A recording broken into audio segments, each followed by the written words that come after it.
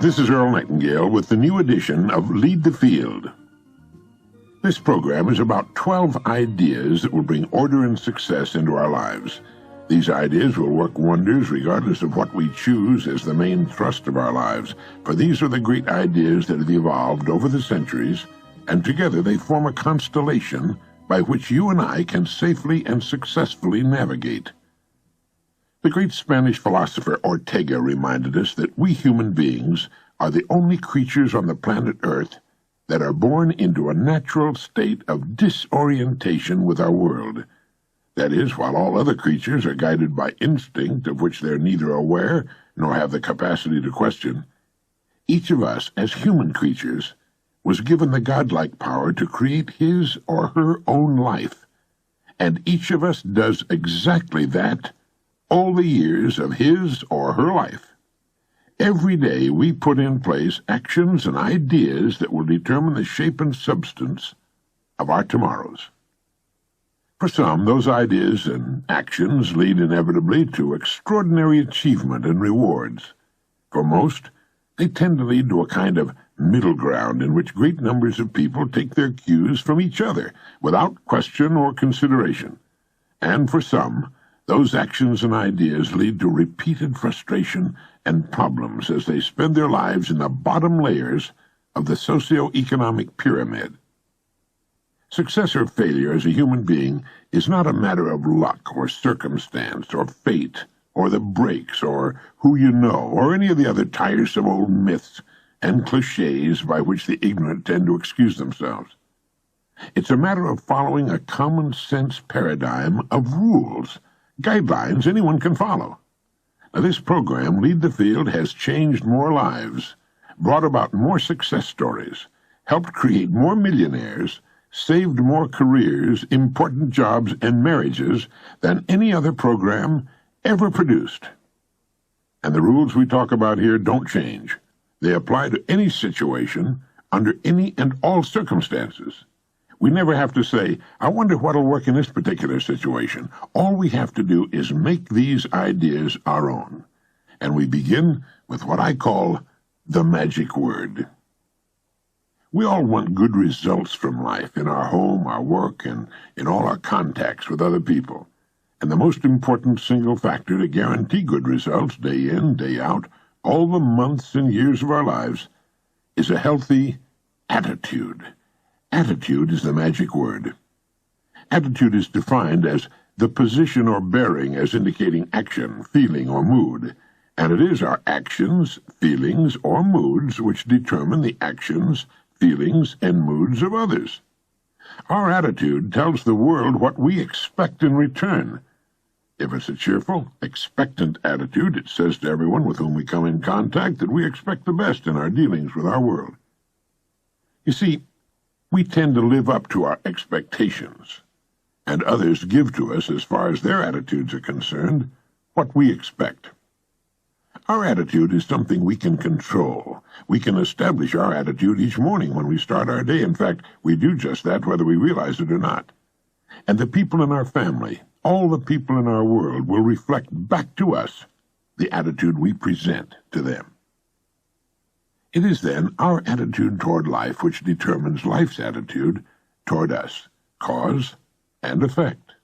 Everything we say or do will cause a corresponding effect. If we're cheerful, glad to be experiencing this miracle of life, others will reflect that good cheer back to us. We are the kind of person others enjoy being around. You and I are responsible for our lives. You and I produce causes all day long, every day of our lives. The environment can only return to us a corresponding effect. That's why I say each of us determines the quality of his or her own life. We get back what we put out. Now, here's a way to test the past quality of your attitude.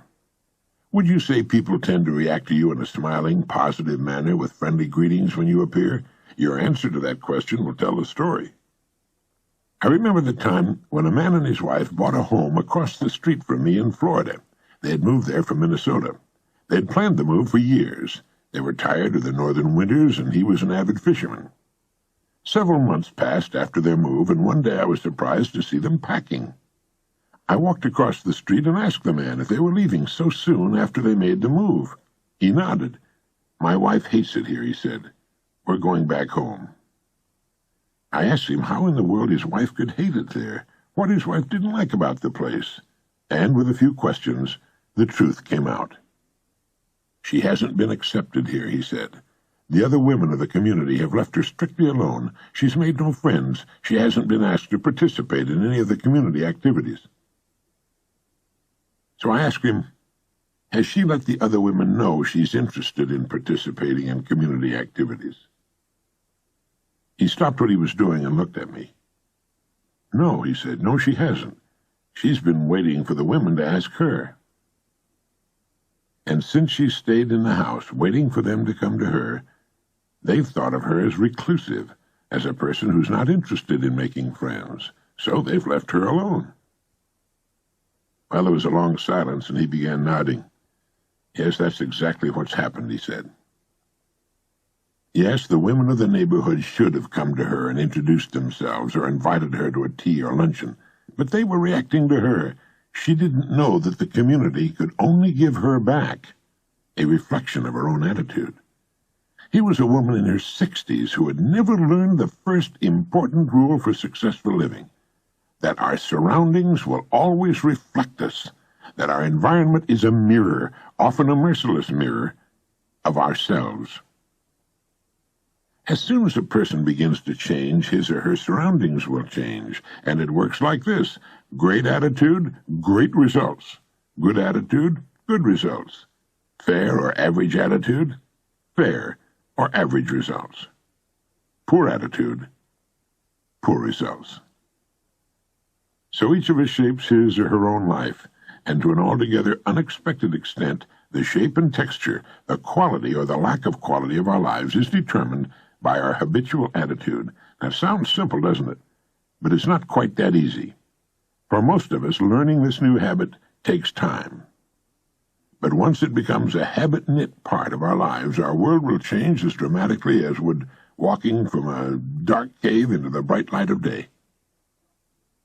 Most people never think about their attitudes at all. For most of them, it's a matter of beginning each day in neutral. Their attitudes are neither good nor bad, but are poised to react to whatever stimuli they encounter.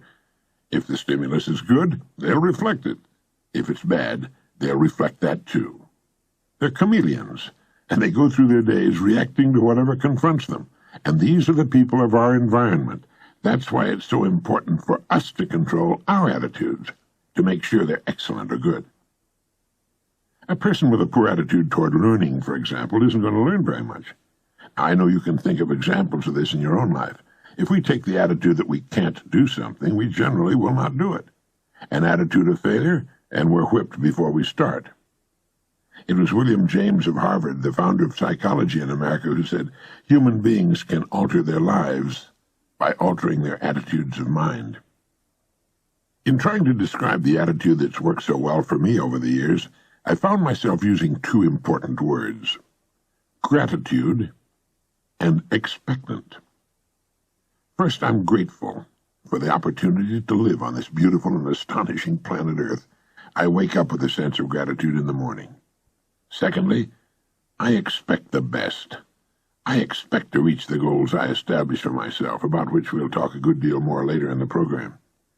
I find the idea of fulfilling those goals agreeable, hence the attitude of expectancy. I know the world will give me back what I put out in the way of attitude, so it's up to me. I'm responsible. There are millions of human beings living narrow, darkened, frustrated lives, living defensively simply because they take a defensive, doubtful attitude toward themselves and, as a result, toward life in general.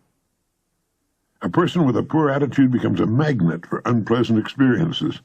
When those experiences come, as they must because of his attitude, they tend to reinforce his poor attitude, thereby bringing more problems and so on. The person becomes an example of self-generating, doom-fulfilling prophecy. And it's all a matter, believe it or not, of attitude. We get what we expect, and our outlook on life is a kind of paintbrush, and with it we paint our world. It can be bright and filled with hope and satisfaction, or it can be dark and gloomy, lugubrious. It's hard to convince people sometimes that the world they experience is a reflection of their attitude. They take the attitude that if people would only be nice to them, they'd be nice in return. They're like the person sitting in front of the cold stove, waiting for the heat. Until they put in the fuel, there's not going to be any heat. It's up to them to act first. It has to start somewhere.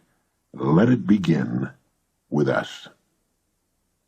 Attitude is the reflection of the person inside.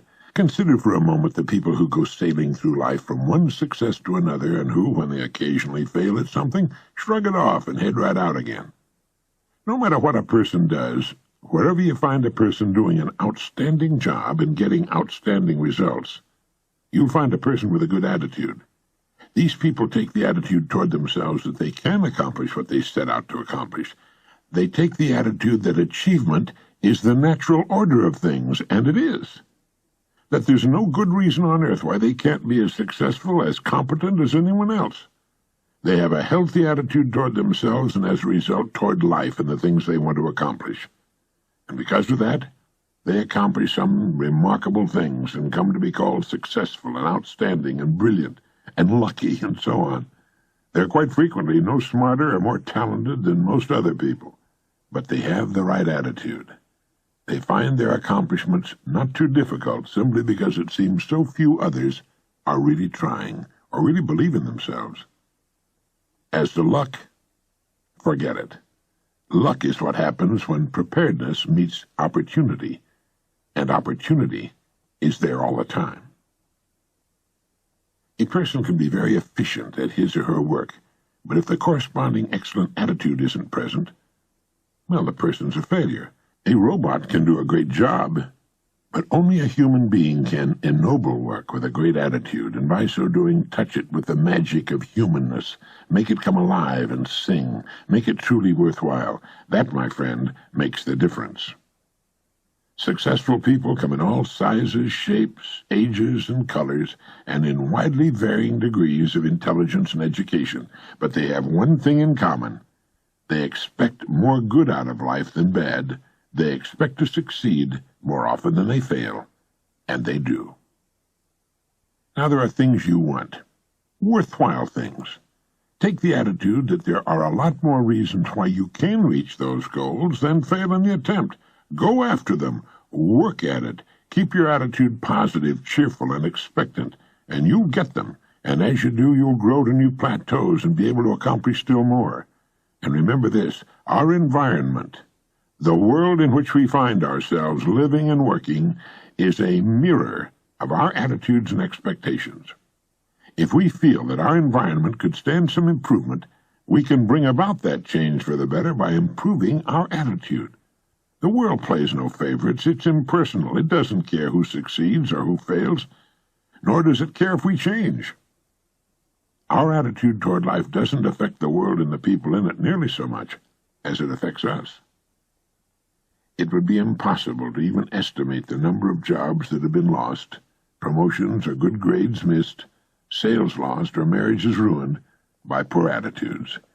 But you can number in the millions the jobs which are held but hated, the marriages which are tolerated but unhappy, the parents and children who fail to understand and love one another, all because of people who are waiting for the world and others to change toward them. They don't understand that what they're getting is a reflection of themselves. Nothing can change until we do. When we change, our worlds will change. The answer is attitude. How does one develop a good attitude? The same way one develops any other factor, practice. One good way is to stick a small sign on the bathroom mirror on which is printed the word attitude. That way you'll see it first thing every morning. You might have another one in your car and at your place of work. We need to smile more, speak to people, go out to people. Everything in the world we want to do or get done we must do with and through people. Every dollar we will ever earn must come from people. Everything worthwhile, the person we love and with whom we want to spend the rest of our life, is a human being with whom we must interact. Our children are individuals, each different from any other person who ever lived. And what affects them most is our attitude, the loving kindness they see and feel whenever we're around them. If you begin to develop and hold an attitude that says yes to life, and the world. You'll be astonished at the changes you'll see. Someone once said, "Life is dull only to dull people." It's true, of course. It's also true that life is interesting only to interesting people, and life is successful only for successful people. We must be the epitome, the embodiment. We must radiate success before it'll come to us. We must first become mentally, from an attitude standpoint, the people we wish to become. Many years ago, a famous Los Angeles restaurateur was asked by a newspaper reporter, "When did you become successful?" And he replied, "I was successful when I was dead broke. I knew what I wanted to do, and I knew I'd do it. It was only a matter of time." He had a successful attitude long before the success he sought had become a reality. The great German philosopher and writer Goethe put it this way: "Before you can do something, you must be something." But let me prove my point by giving you a test. If you will conscientiously go about the test I'll outline and concentrate on it every day, you will find yourself becoming lucky, as the uninitiated call it. All sorts of wonderful things will begin happening in your life, and it'll show you what a great attitude can mean. So here's the test. Treat every person with whom you come in contact as the most important person on earth. Now, you do that for 3 excellent reasons. 1, as far as every person is concerned, he or she is the most important person on earth. 2, because that's the way human beings ought to treat each other. And 3, by treating everyone this way, we begin to form an important habit. There's nothing in the world that men, women, and children want and need more than self-esteem, the feeling that they're important, that they're recognized, that they're needed, that they count and are respected. They will give their love, their respect, and their business to the person who fills this need, even if it's a short encounter. Have you ever noticed that the higher you go in any organization of value, the nicer the people seem to become? It works this way. The bigger the people, the easier it is to talk to them, to get along with them, and work with them. So they naturally matriculate to the top. It's their attitudes. And the people with great attitudes just naturally gravitate to the top of whatever business or department they're in. They don't have great attitudes because of their positions. They have their positions largely because of their great attitudes. For the purposes of this test, act toward others in exactly the same manner that you want them to act toward you. Treat the members of your family as the very important people they really are, the most important in the world. Carry out into the world each morning the kind of attitude you'd have if you were the most successful person on earth. Notice how quickly it develops into a habit. And almost immediately a change will be noticed. Irritations that used to frustrate you begin to disappear. When some less informed person gives you a bad time, don't let his poor attitude infect yours. Keep yours in hand. Keep it good.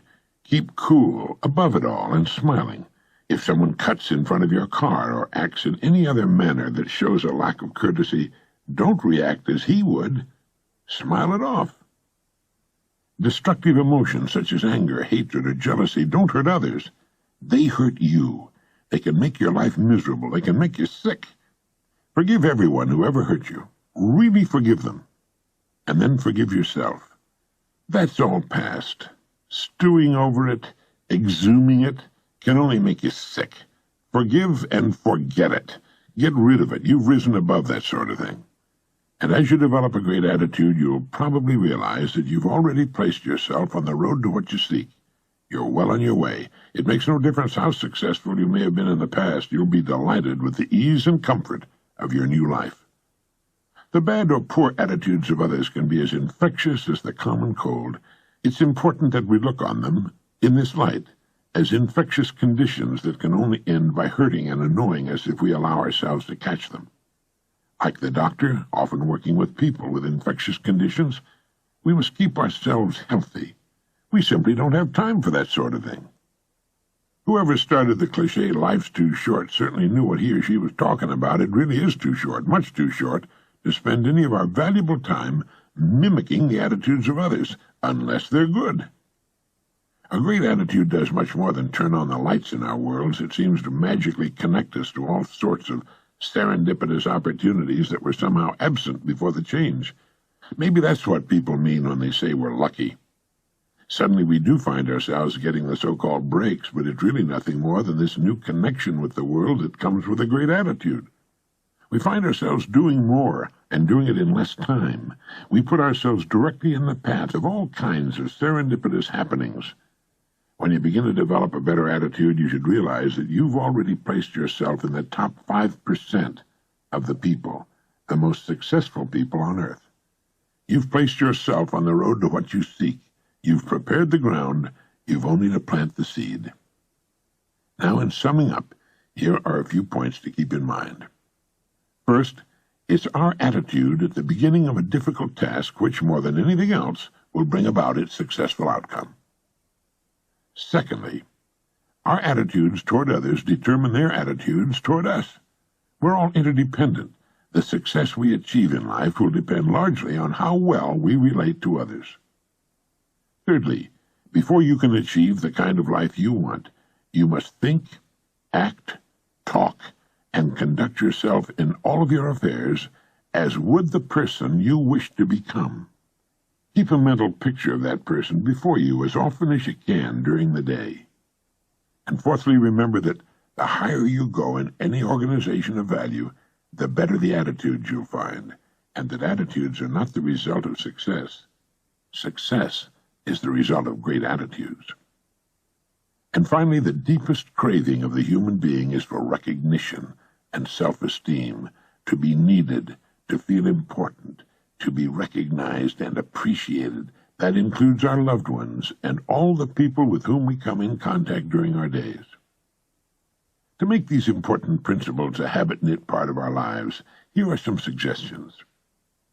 Since our minds can hold only one thought at a time, make the thoughts you hold constructive and positive. Look for the best in people and ideas. Be constantly alert for new ideas you can put to use in your life. Don't waste time talking about your problems to people who can't solve them, or your health unless it's good, or you're talking to your doctor. It won't help you. It cannot help others. Radiate the attitude of well-being and confidence, the attitude of the person who knows where he or she's going. You'll find all sorts of good things happening to you. And lastly, treat everyone with whom you come in contact as the most important person on earth. Start this habit, practice it consistently, and you'll do it and benefit from it for the rest of your life. Thank you.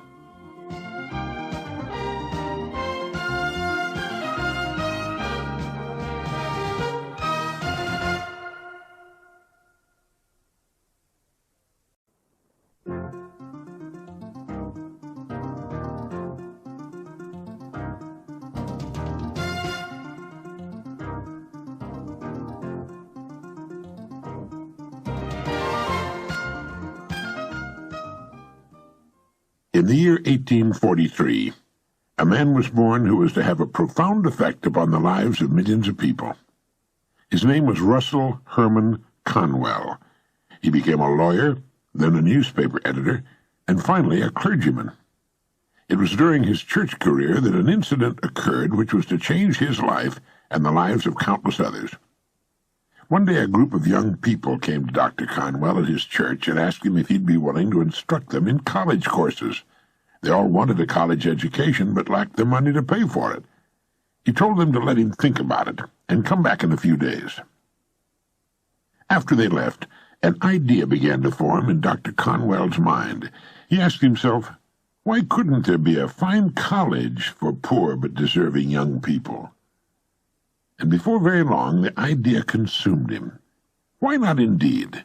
It was a project worthy of 100% dedication, complete commitment, and almost single-handedly Dr. Conwell raised several $1 million with which he founded Temple University, today one of the country's leading schools. He raised the money by giving more than 6,000 lectures all over the country, and in each one of them he told a story called Acres of Diamonds. It was a true story, which had affected him very deeply, and it had the same effect on his audiences. The money he needed to build the college came pouring in. The story was the account of an African farmer who heard tales about other farmers who had made millions by discovering diamond mines. These tales so excited the farmer that he could hardly wait to sell his farm and go prospecting for diamonds himself.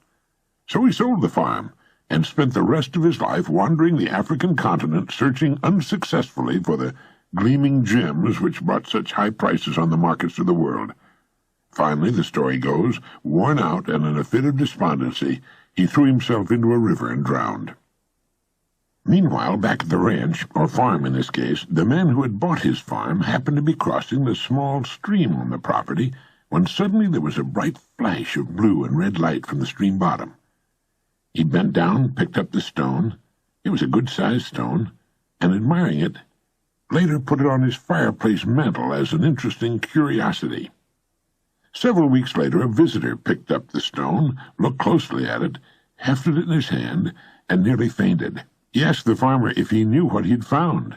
When the farmer said no, that he thought it was a piece of crystal, the visitor told him he had found one of the largest diamonds ever discovered. Well, the farmer had trouble believing that. He told the man that his creek was full of such stones, not as large perhaps as the one on the mantel, but, well, they were sprinkled generously throughout the creek bottom. Needless to say, the farm the first farmer had sold so that he might find a diamond mine turned out to be the most productive diamond mine on the entire African continent. The first farmer had owned, free and clear, acres of diamonds, but had sold them for practically nothing in order to look for them elsewhere. Well, the moral is clear.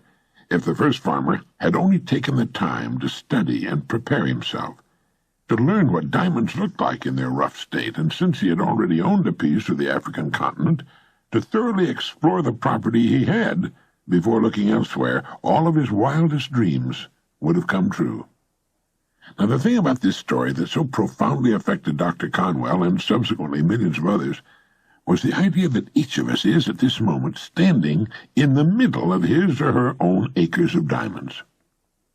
If we'll only have the wisdom and patience to intelligently and effectively explore the work in which we're now engaged, to explore ourselves, we'll usually find the riches we seek, whether they be financial or intangible or both. Before we go running off to what we think are greener pastures, let's make sure that our own is not just as green or perhaps even greener. It's been said that if the other guy's pasture appears to be greener than ours, it's quite possible that it's getting better care. Besides, while we're looking at other pastures, other people are looking at ours. There are few things more pitiful to my mind than the person who wastes his life running from one thing to another, forever looking for the pot of gold at the end of the rainbow, and never staying with one thing long enough to find it. No matter what your goal may be, perhaps the road to it can be found in the very thing you're now doing. It wasn't until he was completely paralyzed by polio and forced to reach into the rich resources of his mind that a courageous farmer got the idea of producing exceptionally good meat products on his farm. From that idea, one of the country's most successful meat-packing companies was born. His farm contained acres of diamonds, too. He just never had to dig for them before. Your mind is your richest resource. Let it thoroughly explore the possibilities lurking in what you're presently doing before turning to something new. I say that because there were probably good reasons for your having chosen your present work in the beginning. If there weren't, and if you're unhappy in the field you're in, well, then perhaps it's time for some serious exploration. Dr. Russell Conwell's life is a living example of the importance of a willingness to change once one's own pasture has been thoroughly explored. I said that Dr. Conwell began as a lawyer, then later changed to become a newspaper editor, before he finally found his true calling as a clergyman and the founder of a great university. One of the best examples of a person finding acres of diamonds hiding in his work is Stu Leonard of Connecticut. He began as a dairy route delivery man. As he worked his rounds, he began to think of all the products connected to the dairy business that his customers really needed. He bought a working dairy with very little down and a lot of hard work and began building his business around it. Keeping the working dairy intact in the center of his operations and surrounding it with windows through which his customers could watch the process, he began adding other products. Today his dairy store is the largest in the world, and it sells everything in the food line. People come from all over the entire area to shop at Stu Leonard's dairy store, and they love it, and he loves them. People who are too old or infirm to come to his store on their own are picked up in Stu Leonard's buses and brought to the store. He has a multi-million-dollar business that grew out of a delivery route. The diamonds were there, and Stu Leonard made the most of them. Every kind of work has such opportunity lurking within it. The opportunities are there now, clamoring to be noticed, but they cannot speak or print signs for us to read. Our part of the bargain is to look at our work with new eyes, with the eyes of creation. Teilhard de Chardin said, "It is our duty as men and women to proceed as though limits to our abilities do not exist. We are collaborators in creation." A man I knew in Arizona began with a small gas station. One day, sitting at his desk and watching through the window while one of his young attendants filled a man's gas tank, he watched the customer while he stood about waiting for the job to be finished. It dawned upon him that that man had money in his pockets, and there were things he needed or wanted that he'd pay for if they were conveniently displayed where he could see them. So he began adding things: fishing tackle, then fishing licenses, hunting and camping equipment, rifles, shotguns, ammunition, hunting licenses. He found an excellent line of aluminum fishing boats and trailers. He began buying up the contiguous property around him. Then he added an auto parts department. He'd always carried cold soft drinks and candy, but now he added an excellent line of chocolates in a refrigerated case. Before long, he sold more chocolates than anyone else in the state. He carried thousands of things his customers could buy while waiting for their cars to be serviced. All the products he sold also guaranteed that most of the gas customers in town would come to his station. He sold more gas. He began cashing checks on Friday, and the bonanza grew and grew. It all started with a man with a human brain watching a customer standing around with money in his pockets and nothing to spend it on. Others would have lived and died with the small service station, and they do. My friend saw the diamonds. Both my friend in Arizona and Stu Leonard in Connecticut are customer-oriented. Serve the customer. Serve the customer better than anyone else is serving the customer. Stu Leonard has his company policy conspicuously displayed in his store for all to read, and it goes like this. Rule number 1, the customer is always right. Rule number 2, if you think the customer is wrong, read rule number 1 again. Many service station operators, upon seeing a wealthy customer drive in, might say to themselves, I ought to be in his business. Not so. There's just as much opportunity in one business as another, if we'll only stop playing copycat with each other and begin to think creatively, begin to think in new directions. It's there, believe me, and it's our job to find it. Take the time to stand off and look at your work as a stranger might, and ask, why does he do it that way? Has he noticed how what he's doing might be capitalized upon or multiplied? If you're happy with things as they are, then by all means keep them that way. But there's great fun in finding diamonds hiding in ourselves and in our work. We never get bored or blasé or find ourselves in a rut. A rut, we're reminded, is really nothing more than a grave with the ends kicked out. Some of the most interesting businesses in the world grew out of what was originally a very small idea in a very small area. If something is needed in one town, then the chances are it's also needed in all towns and cities all over the country. You might also ask yourself, how good am I at what I'm presently doing? Do you know all there is to know about your work? Would you call yourself a first-class professional at your work? How would your work stand up against the work of others in your line? The educator and author J.B. Matthews wrote, unless a person has trained himself for his chance, the chance will only make him ridiculous. A great occasion is worth to a man exactly what his preparation enables him to make of it. I'm sure Dr. Matthews intended to include the female half of the world in that statement. I'm often appalled by how little people know about the business they're in. That's not my department, they'll say. I suppose if they see a fire starting in someone else's department, they wouldn't report it. Most real estate people don't sell homes and property. They show homes and property, something a 6-year-old child could do. They often know nothing at all about selling or marketing, yet they call themselves real estate professionals. They're actually tour guides.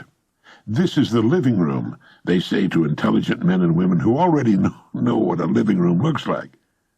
Someone, come to think of it, I think it was me, once wrote that the human race is much like a convoy in time of war. The whole menagerie is slowed down to protect the slowest ships, and they march on in that dusty valley, unmindful of the diamonds beneath their feet. The first thing we need to do to become a diamond miner is to break away from the crowd and quit assuming that because people in the millions are living that way, it must be the best way. It is not the best way. It's the average way. The people going the best way are way out in front. They're so far ahead of the crowd you can't even see their dust anymore. They're the people who live and work on the leading edge, the cutting edge, and they mark the way for all the rest. We have a choice to make, really, you and I.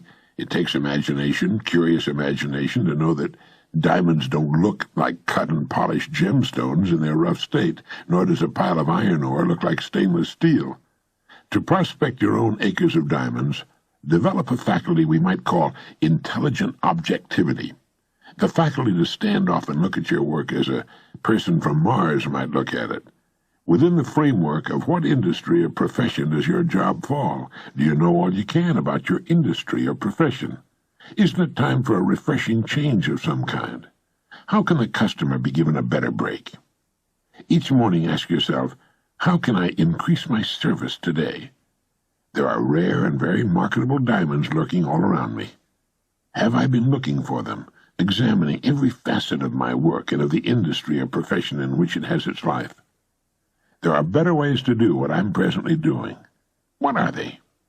How will my work be performed 20 years from now?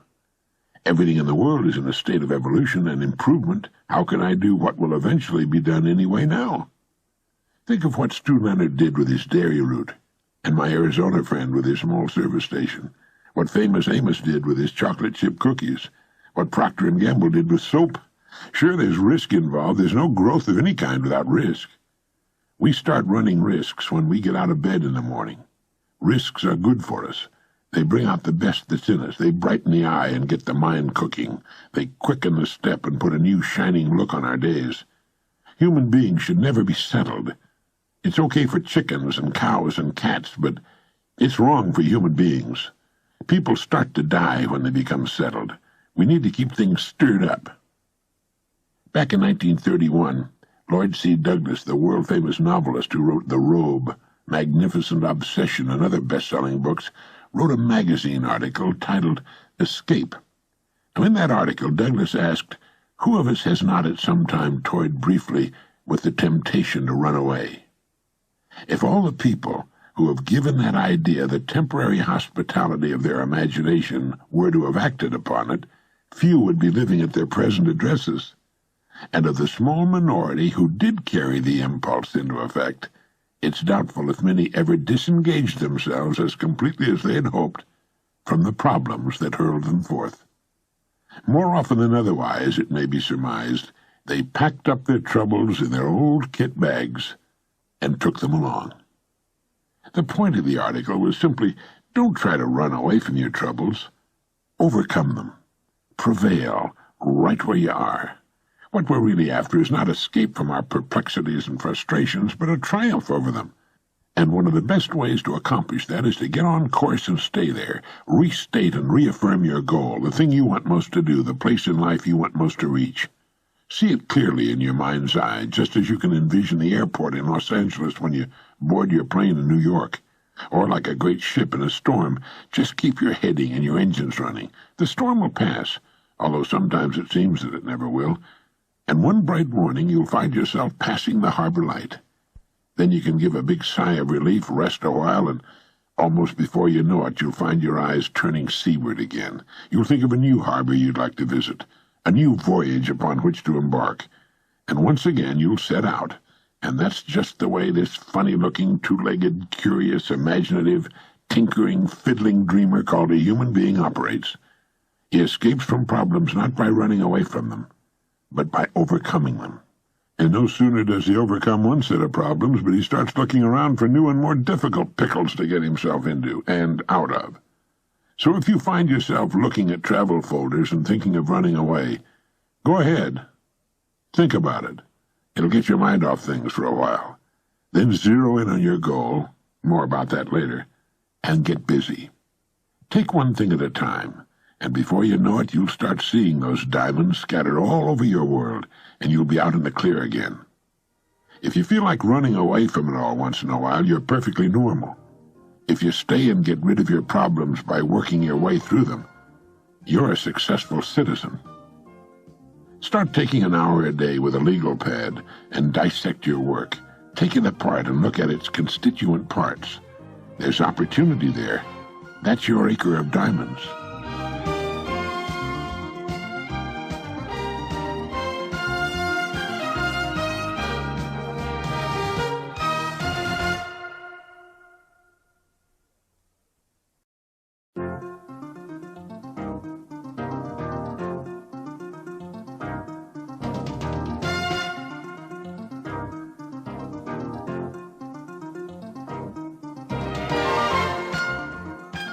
The stories of people achieving unusual success despite all manner of handicaps never fail to capture our attention.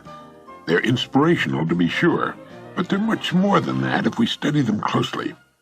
The boy whose legs were terribly burned and who was told he'd be lucky to ever walk again becomes a champion track star. The woman, blind and deaf from birth, becomes one of the most inspirational figures of the century. And the poor children, who rise to fame and fortune, have nearly become commonplace. In this age of unprecedented immigration, we read and see on television examples of people who arrived in this country without any money and without knowing a word of English, and who, within a surprisingly short time, have become wonderfully successful. In fact, the typical Korean family that has emigrated to the United States during the past 20 years has a higher average income than the average American family that was born and went to school here. Now, how does that happen? Freedom, personal liberty, is the most precious thing on earth. It is also one of the rarest, hence its great value. People who manage to get to America despite mountainous problems and miles of red tape often find themselves free for the first time in their lives. It's a joyous, wonderful experience for them, and in this newfound freedom they set to work to find a place for themselves. They go to work serving their new country and its people. Time means nothing to them, but being free to pursue their own ends in the richest, freest country on the planet is everything. They all go to work, and they work hard, and their work is excellent, first class, as good as they can do it, and it's priced fairly. You don't see them marching, demanding higher pay or shorter hours. All they want is the opportunity, and once that's theirs, they make the most of it. In New York City, a Korean family managed to buy a small convenience grocery store in Midtown Manhattan. The first thing they did was clean it. It sparkled with cleanliness. Then they stocked it with everything they felt the people in their area wanted in the way of things you find in a grocery store. They were open early in the morning. They stayed open late at night. They never failed to smile and give a friendly greeting to their customers. Naturally, they became wonderfully successful. They were open 7 days a week. One day, customers coming to the store found it closed, and on the door was a sign giving the reason why. It read, "We've gone to Yale University to watch our son graduate." That's an American story. The true story of people who found joy in freedom and in the opportunity to serve their fellow man and make the most of it. What sets these people with such vast handicaps, such as not knowing the language, not knowing the right people, not having any money? Or the boy with the burned legs who becomes the champion runner, or a Helen Keller blind and deaf at birth? What in the world is the answer? The answer, if fully understood, will bring you and me anything and everything we truly want, and it's deceptively simple. We touched on it in our last message. Perhaps it's too simple. The people we've talked about here, and the thousands currently doing the same thing all over the country, are in possession of something the average American doesn't have. They have goals. They have a burning desire to succeed despite all handicaps. They know exactly what they want. They think about it every day of their lives. It gets them up in the morning, and it keeps them giving their very best all day long. It's the last thing they think about before dropping off to sleep at night. They have a vision of exactly what they want to do, and that vision carries them over every obstacle. This vision, this dream, this goal, invisible to all the world except the person holding it, is responsible for perhaps every great advance and achievement of humankind. It's the underlying motive for just about everything we see about us. Everything worthwhile achieved by men and women is a dream come true, a goal reached. It's been said that what the mind can conceive and believe, it can achieve. It's the fine building where before there was an empty lot or an ancient eyesore. It's the bridge spanning the bay. It's landing on the moon. And it's that little convenience store in Midtown Manhattan. It's the lovely home on a tree-shaded street and the young person accepting the diploma. It's the new baby in its mother's arms. It's a low golf handicap and a position reached in the world of business. It's a certain income attained or amount of money invested. What the mind can conceive and believe, it can achieve. We become what we think about. And when we're possessed by an exciting goal, we reach it. That's why it's been said, be choosy, therefore, what you set your heart upon, for if you want it strongly enough, you'll get it. Amen to that. It's been said that Americans can have anything they want. The trouble is they don't know what they want. Oh, they want little things. They want a new car, they get it. They want a new refrigerator, they get it. They want a new home, and they get it. The system never fails for them, but they don't seem to understand that it is a system, nor that if it'll work for a refrigerator or a new car, it will work for anything else they want very much, just as well. Perhaps that's best. People come in all shapes and sizes and with goals of infinitely varying specifications, if they have goals at all. Once a person fully and emotionally understands that the goals that are important to him or her can become real in his or her life, well, it's like opening a jack-in-the-box. All sorts of interesting and exciting things begin to happen. Quite often we become truly alive for the first time in our lives. We look back at our former lives and realize we were shuffling along in a kind of lockstep, that we were actually taking our cues from those about us in the unspoken assumption that we're all alike, when nothing could be farther from the truth. We are not all alike. Each of us is quite different, with different abilities, different genetic profiles, different wants in life. What will wonderfully satisfy one particular family and represent complete success for them would be considered failure for another family. All because of their different aspirations, their different plateaus in life, the difference in their lifestyles, upbringings, education. Every facet of our environment as youngsters has an effect upon us and helps to set our course in life. The youngster who knew poverty as a child might aspire to be rich. He might overcompensate because of the desolation of his youth, while another young man raised in an upper-middle-class family who always had just about everything he wanted might settle for a very middle-class adulthood. Things we've always had aren't as important to us as they are to those who've been without them. We talked about freedom on the preceding message and how dear it is to those who never had it, while most Americans take it for granted and never even think about it. If you ask most Americans what the most important thing in the world is for a human being, chances are they'd seldom come up with freedom. Yet, as Archibald MacLeish wrote in his fine play, The Secret of Freedom, the secret of happiness is freedom, and the secret of freedom, courage. To understand the subject and the importance of goal setting, we have to realize that it's the very basis of any success. It is, in fact, the very definition of success. The best definition of success I've ever found goes like this. Success is the progressive realization of a worthy goal, or in some cases, the pursuit of a worthy ideal. If you'll give these definitions some thought, I think you'll agree with me. Success is the progressive realization of a worthy goal. That's a beautiful definition of success. It means that anyone who's on course toward the fulfillment of a goal is successful. Now, success doesn't lie in the achievement of a goal, although that's what the world considers success. It lies in the journey toward the goal. We're successful as long as we're working towards something we want to bring about in our lives. That's when the human being is at his or her best. That's what Cervantes meant when he wrote, The road is better than the inn. Quite often romantic stories end with the loving couple getting married. That's just the beginning of the real story.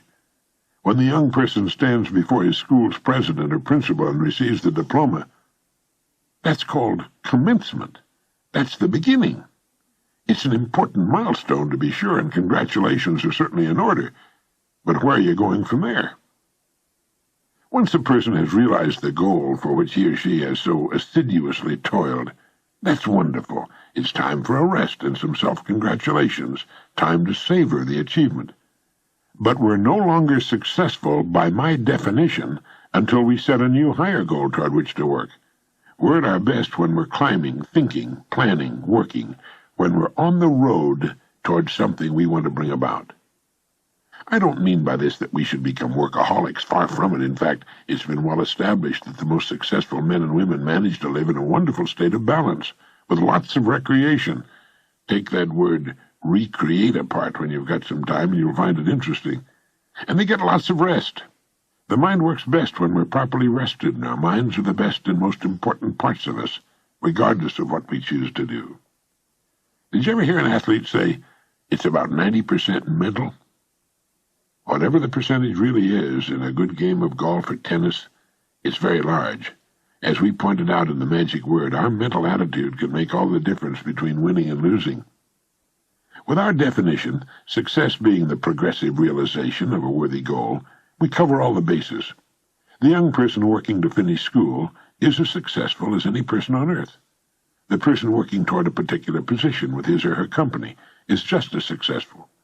If you have a goal that you find worthy of you as a person, a goal that fills you with joy at the thought of it, believe me, you'll reach it. But as you draw near and see that the goal will soon be achieved, begin to think ahead to the next goal you're going to set.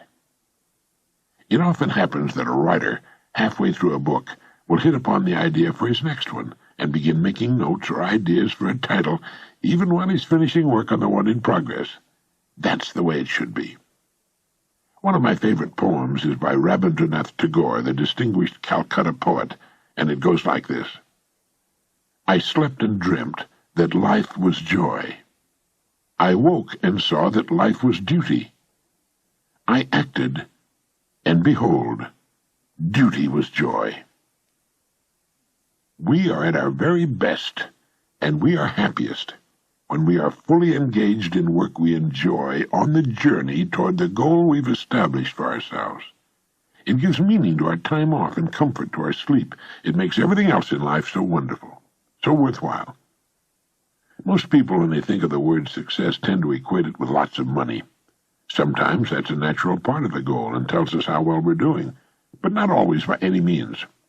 Success is whatever we want it to be, that is worthy of us. That's why I commented earlier that success may also be defined as the pursuit of a worthy ideal. For example, I can't imagine anyone being more successful than an outstanding teacher who's striving to know more about the art of teaching and the subject matter that will catch the interest of his or her pupils, who understands that every student is different and learns at a different rate of speed. Joy and satisfaction come to us from serving others, and there are literally millions of ways of doing that. For those whose goals involve the serving of great numbers of people, chances are they'll be richly rewarded indeed. In fact, for many, a goal is a certain level of income or a certain amount of money in an investment account. A goal is an individual thing, as individual as the person, him or herself. Since no two people are exactly alike, it stands to reason that no two of us will have exactly the same goals. One thing a goal must do, however, is fill us with positive emotion when we think about it. It must be something we want very much to bring about. The more intensely we feel about a goal, the more assuredly the idea buried deep in our subconscious will direct us along the path to its fulfillment. I once used the quotation, "No one gets rich without enriching others." I received a letter from a man in Utah who wrote, "How about those who get rich in the drug trade, or those who produce and sell pornography? How do they enrich others?" It was a good question, especially in these times. I wrote back to him and told him that my definition of success is the progressive realization of a worthy goal. Certainly people in the drug and pornography business would not qualify as successful. What they're doing is counterproductive, destructive, and involves, in the case of drugs, the enslavement and death of thousands. And I went on to say that while our needs are few and relatively simple, our wants in this incredibly affluent society are virtually endless. By meeting those wants, whatever they may be, we serve others, not always to their benefit, nor to our own, nor would I call those in drugs and pornography successful, nor do their riches amount to much if they're apprehended and sent to prison. But I did stop using that quotation. It is possible to get rich without enriching others, but for most of us, it's not the way we want to go. It's nothing to take pride in. Why bother when there are so many positive, excellent, and productive ways to serve others? But whatever our goal happens to be, if we stay with it, if we're fully committed to it, we'll reach it. That's the way it works. It's estimated that about 5% of the population achieves unusual success. For the rest, averages seem to be good enough. Most seem to just drift along, taking circumstances as they come, and perhaps hoping from time to time that things will get better. I like to compare human beings with ships, as Carlyle used to do. It's estimated that about 95% can be compared to ships without rudders. Subject to every shift of wind and tide, they are helplessly adrift, and while they fondly hope that they will one day drift into some rich and bustling port, you and I know that for every narrow harbor entrance, there are 1,000 miles of rocky coastline. The chances of their drifting into port are 1,000 to 1 against them. Our state lotteries wax rich on such people. So do the slot machines at Las Vegas and Atlantic City. They look to luck, but don't seem to realize how steeply the odds are stacked against them. Someone wins from time to time, to be sure, but the odds are still there. But the 5% who have taken the time and exercised the discipline to climb into the driver's seat of their lives, who've decided upon a challenging goal to reach and fully committed themselves to reaching it, sail straight and far across the deep oceans of life, reaching one port after another, and accomplishing more in just a few years than the rest accomplish in a lifetime. If you should visit a ship in port and ask the captain for his next port of call, he'll tell you in a single sentence. Even though the captain cannot see his port, his destination, for fully 99% of the voyage, he knows it's there, and that barring an unforeseen and highly unlikely catastrophe, he'll reach it. All he has to do is keep doing certain things every day. If someone asks you for your next port of call, your goal, could you tell him? Is your goal clean and concise in your mind? Do you have it written down? It's a good idea. We need reminding, reinforcement. If you can get a picture of your goal and stick it to your bathroom mirror, it's an excellent idea to do so. Thousands of successful people carry their goals written on a card in their wallets or purses. When we ask people what they're working for, chances are they'll answer in vague generalities. They might say, "Oh, good health or happiness or lots of money." That's not good. Good health should be a universal goal. We all want that and do our best to achieve and maintain it. But happiness is a byproduct of something else, and lots of money is much too vague. It might work, but I think it's better to choose a particular sum of money. The better, the clearer our goal is defined, the more real it becomes to us, and before long, the more attainable. Happiness comes from the direction in which we're moving. For example, children are happier on Christmas morning, before opening their presents, than they are Christmas afternoon. No matter how wonderful their presents may be, it's after Christmas. They'll enjoy their gifts, to be sure, but we often find them querulous and irritable Christmas afternoon. We're happier on our way out to dinner than we are on the way home. We're happier going on vacation than we are coming home from it. And we're happier moving toward our goals than even after they've been accomplished, believe it or not. That's why it's so important to set new goals as soon as the current one is realized. And we should never stop this process. All the days of our lives we should be engaged in moving toward, earning, and looking forward to a new plateau on which to stand, a new goal to accomplish. If you, like so many millions of Americans, don't know what it is you want sufficiently to name as your primary goal, I recommend you make out a want list. Take a notepad. Go off by yourself and write down the things you'd really like to have very much, or do. One might be a beautiful new home, or a trip around the world, a visit to some special country or place. You might be yearning for a sailboat or a motor yacht, or if you're an avid fisherman, you might want to go salmon fishing in Alaska or trout fishing in New Zealand. It might be a business of your own or a particular position with your company. It might be a certain income that will permit you to live the way you'd like to live, or, as I said earlier, a certain amount of money in good investments or in a savings account. How about a special make of car, or an addition to your present home?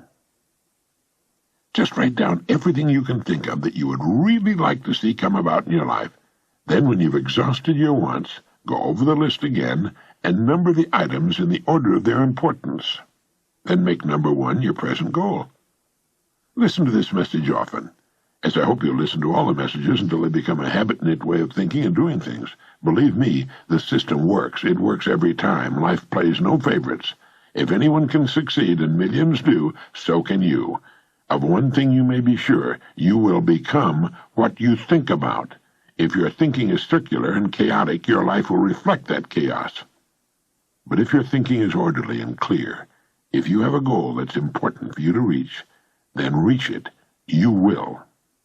One goal at a time. That's important. That's where most people unwittingly make their mistake.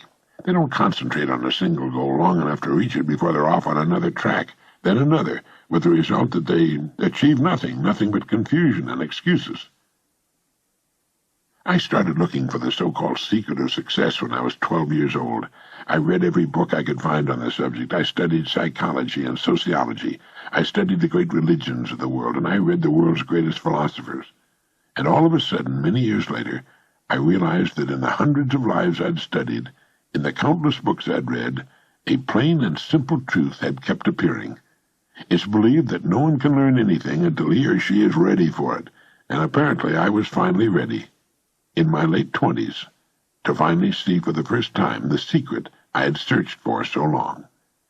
It was simply this: we become what we think about. You see, you are at this moment the living embodiment of the sum total of your thoughts to this point in your life. You can be nothing else.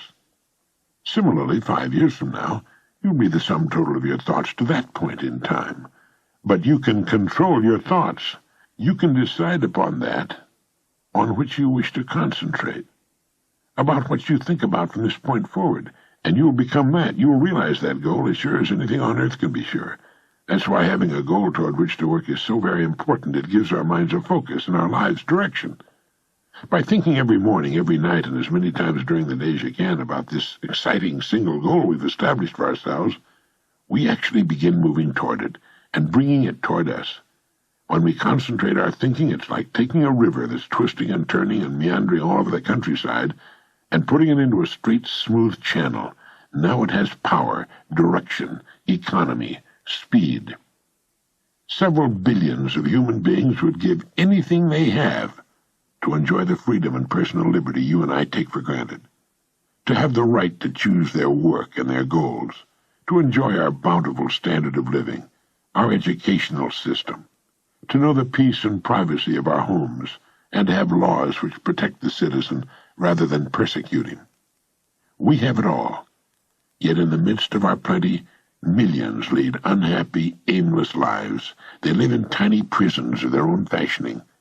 These are the people who don't know that each of us, each one of us, not the economy, or fate, or luck, or the breaks, each one of us is in charge of his or her own life. Each one of us is completely responsible. As Carlyle put it, the person without a purpose is like a ship without a rudder. Have a purpose in life, and having it, throw such strength of mind and muscle into your work as God has given you. He also said, a person with a half volition goes backward and forward and makes no way on the smoothest road. But the person with a whole volition advances on the roughest and will reach his or her purpose if there be even a little wisdom in it. And Munger said, there is no road to success but through a clear, strong purpose. Nothing can take its place. A purpose underlies character, culture, position, attainment of every sort. So decide upon your goal. Insist upon it. Look at your goal card every morning and night, and as many times during the day as you conveniently can. By so doing, you'll insinuate your goal into your subconscious mind. You'll see yourself as having already attained your goal, and do that every day without fail, and it will become a habit before you realize it. A habit that will take you from one success to another all the years of your life. For that is the secret of success, the door to everything you will ever have or be. You are now, and you most certainly will become, what you think about.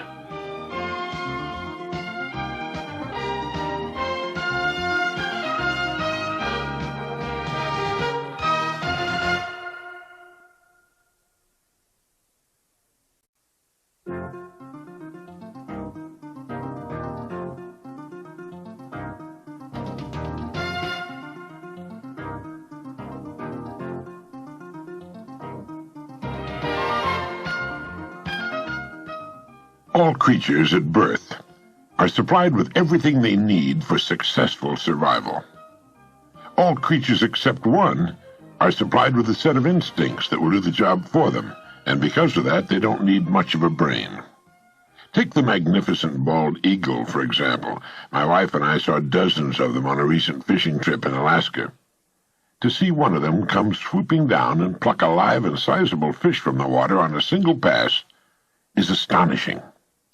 More astonishing still is the eagle's eyesight, and because of its need to see small rodents moving in the grass from high altitudes or a fish just inches under the surface of the water, its incredible eyes take up just about all of the space in its head.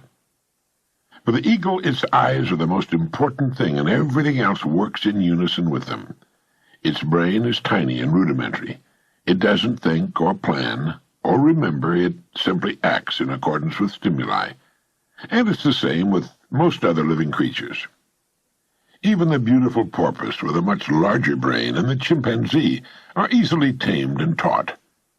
Only one takes 20 years to mature and has dominion over all the rest and the earth itself, and has today the power to destroy all life on earth in a couple of hours.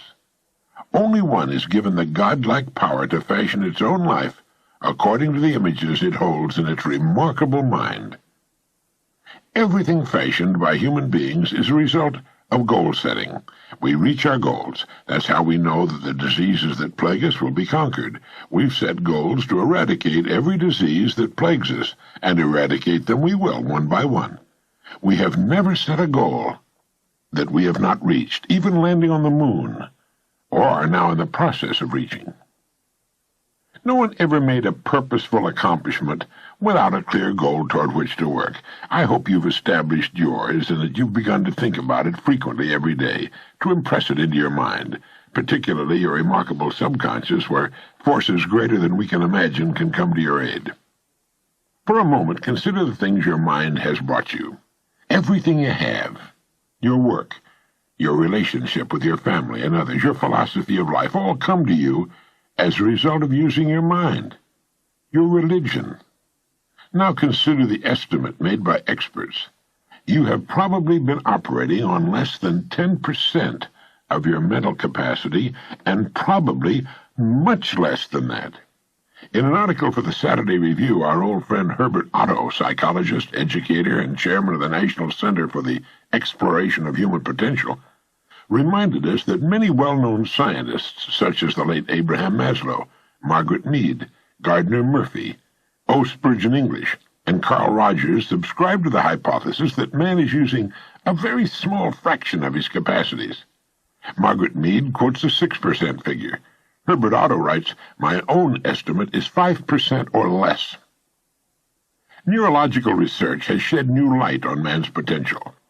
Work at the UCLA Brain Research Institute points to enormous abilities latent in everyone by suggesting an incredible hypothesis. They said the ultimate creative capacity of the human brain may be, for all practical purposes, infinite. To use the computer analogy, man is a vast storehouse of data, but we have not learned how to program ourselves to utilize these data for problem-solving purposes. The following appeared in Soviet Life Today, a USSR English-language magazine. It said the latest findings in anthropology, psychology, logic, and physiology show that the potential of the human mind is very great indeed. As soon as modern science gave us some understanding of the structure and work of the human brain, we were struck with its enormous reserve capacity, writes Yefremov, eminent Soviet scholar and writer. He continues, man, under average conditions of work and life, uses only a small part of his thinking equipment. If we were able to force our brain to work at only half its capacity, we could, without any difficulty whatever, learn 40 languages, memorize the large Soviet encyclopedia from cover to cover, and complete the required courses of dozens of colleges. End of quote. That statement is hardly an exaggeration. It's the generally accepted theoretical view of man's mental potentials. Now, how can we tap this gigantic potential? It's a big and very complex problem with many ramifications. But as Herbert Otto points out, it's clear that persons who live close to their capacity, who continue to activate their potential, have a pronounced sense of well-being and considerable energy. They see themselves as leading purposeful and creative lives. The way most people use their minds can be compared to the time back in the early 19th century when just the eastern coast of the North American continent was settled, just a strip along the east coast. To the west stretched the raw, undeveloped great bulk of what was later to become the incredibly rich 90% of the economy, 90% which resulted in the standard of living enjoyed today by Americans. If everything you have is the result of using just 5% of your mind, consider for a moment what it will mean to you and your family if you can increase this percentage. This cassette will show you how to use infinitely more of your mental powers, how to develop some of that more than 90% virgin territory.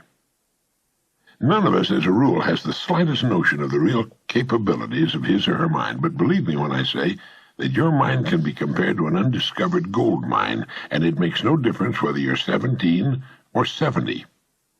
Look at it this way. Your goal is in the future. Your problem is to bridge the gap which exists between where you now are and the goal you intend to reach. This is the problem to solve. Robert Seashore, then chairman of the Department of Psychology at Northwestern University, pointed out that successful people are not people without problems. They're simply people who've learned to solve their problems. And there you have it. Living successfully, getting the things we want from life, is a matter of solving the problems which stand between where we now are and the point we wish to reach. No one is without problems. They're part of living. But let me show you how much time we waste in worrying about the wrong problems. Here's a reliable estimate of the things people worry about. Things that never happen, 40%. Things over and past that can never be changed by all the worry in the world, 30%. Needless worries about our health, 12%. Petty miscellaneous worries, 10%. Real, legitimate worries, 8%. In short, 92% of the average person's worries take up valuable time, cause painful stress, even mental anguish, and are absolutely unnecessary. And of the real, legitimate worries, there are two kinds. There are the problems we can solve, and there are the problems beyond our ability to personally solve. But most of our real problems usually fall into the first group, the ones we can solve if we learn how. There must be millions of people today who feel they're being barred from the life they want because they look upon problems not as challenges to be met, but as wide chasms beyond their ability to bridge. A little research proves that successful people have the same kinds of problems. One of the very real benefits of working with a psychologist or psychiatrist comes from learning that there are hundreds of thousands, even millions of other people with problems identical to our own. So the whole thing boils down to a matter not of problems which are common to us all, but to our ability to solve them. Now I'm going to assume you've decided on a goal. Remember, you will become, and you will achieve what you think about. That is, if you stay with it, you'll reach your goal. But how? It's right here that your mind comes into play. What is your mind, really? Nobody knows for sure. Perhaps the best way to describe it is to quote Pulitzer Prize-winning playwright Archibald MacLeish. In his play, The Secret of Freedom, a character says, "The only thing about a man that is a man is his mind. Everything else you can find in a pig or a horse." That's uncomfortably true. The human mind is the one thing that separates us from the rest of the creatures on Earth. Everything that means anything to us comes to us through our minds, our love of our families, our beliefs, all of our talents, knowledge, abilities. Everything is reflected through our minds. Anything that comes to us in the future will almost certainly come to us as a result of the extent to which we use our minds. And yet it's the last place on Earth the average person will turn to for help. Do you know why? You know why people don't automatically turn their own vast mental resources on when faced with a problem? It's because they never learned to think. Now that is a fact, believe it or not. Most people never think at all during the entire course of their lives. They remember, but that's not thinking creatively or in new directions. They react to stimuli, but again, that's not thinking. Remembering to set the alarm at night and getting up when it rings in the morning does not take thought. Nor does showering, shaving, getting dressed, eating breakfast, going to work. At work, we once again fall into comfortable routines. At quitting time, we go home and start repeating the process. Most people, let me say it again, do not know how to think. When they're faced with a problem, they will go to any length to avoid thinking. They will ask advice from the most illogical people, usually people who don't know any more than they do, next-door neighbors, members of their families. Very few of them have reference books. But much more important than that, only one in I don't know how many thousands will take a large notepad, write the problem at the top of the page, and then deliberately turn on his or her thinking apparatus. But some people do think. They do indeed. In order to reflect a moment on the human mind, consider what it's accomplished. As you do, realize that we are developing so rapidly that we've come further in the realm of progress in the past 50 years than in all the preceding 10,000 years of human civilization. Of all the scientists who ever lived, it's estimated that 90% of them are alive today. We've reached in the area of ideas and human advancement a plateau so high it was undreamed of by even the most optimistic forecasters as recently as 30 years ago. But every new idea triggers additional ideas, so that now we're in an era of compounding advancement on every front and in every area that stagger the imagination. The harnessing of the power of the sun in our atomic plants and ships, the speed of light computers which in minutes save months and years of calculating drudgery. Every man-made thing you see and touch spawned from the most powerful agency in the world, the human mind. Dr. Harlow Shapley of Harvard has said that we're now entering an entirely new age of man. He calls it the Psychozoic age, the age of the mind. And you, my friend, own one, free and clear. Now let's look at a few facts. The 40-hour week long standard is in imminent likelihood of being even further shortened. This means that the average working person has at his disposal an enormous amount of free time. In fact, if you'll total the hours in a year and subtract the sleeping hours, if he or she sleeps 8 hours every night, you'll find that this person has about 6,000 waking hours, of which less than 2,000 are spent on the job. Now this leaves 4,000 hours a year when a person is either working or sleeping. These can be called discretionary hours with which that person can do pretty much as he or she pleases. So that you can see the amazing results in your own life, I want to recommend that you take just 1 hour a day, 5 days a week, and devote this hour to exercising your mind. You don't even have to do it on weekends. Pick 1 hour a day on which you can fairly regularly count. The best time for me is an hour before the others are up in the morning. The mind's clear, the house is quiet, and if you like, with a fresh cup of coffee, this is the time to start the mind going. And here's one good way to do it. During this hour every day, take a completely blank sheet of paper. At the top of the page, write your present primary goal, clearly, simply. Then, since our future depends upon the way in which we handle our work, write down as many ideas as you can for improving that which you now do. Try to think of 20 possible ways in which the activity that fills your day can be improved. You won't always get 20, but even one idea is good. Now remember 2 important points with regard to this. 1, this is not particularly easy. And 2, most of your ideas won't be any good.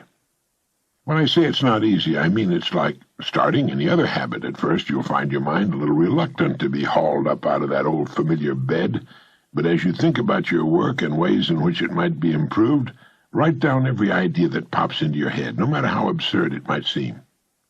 Let me tell you what'll happen. Some of your ideas will be good and worth testing.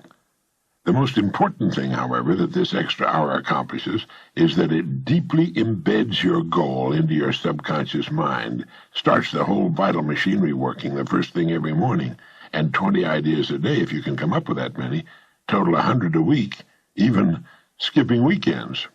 An hour a day, 5 days a week, totals 260 hours a year and still leaves you 3,740 hours of free leisure time.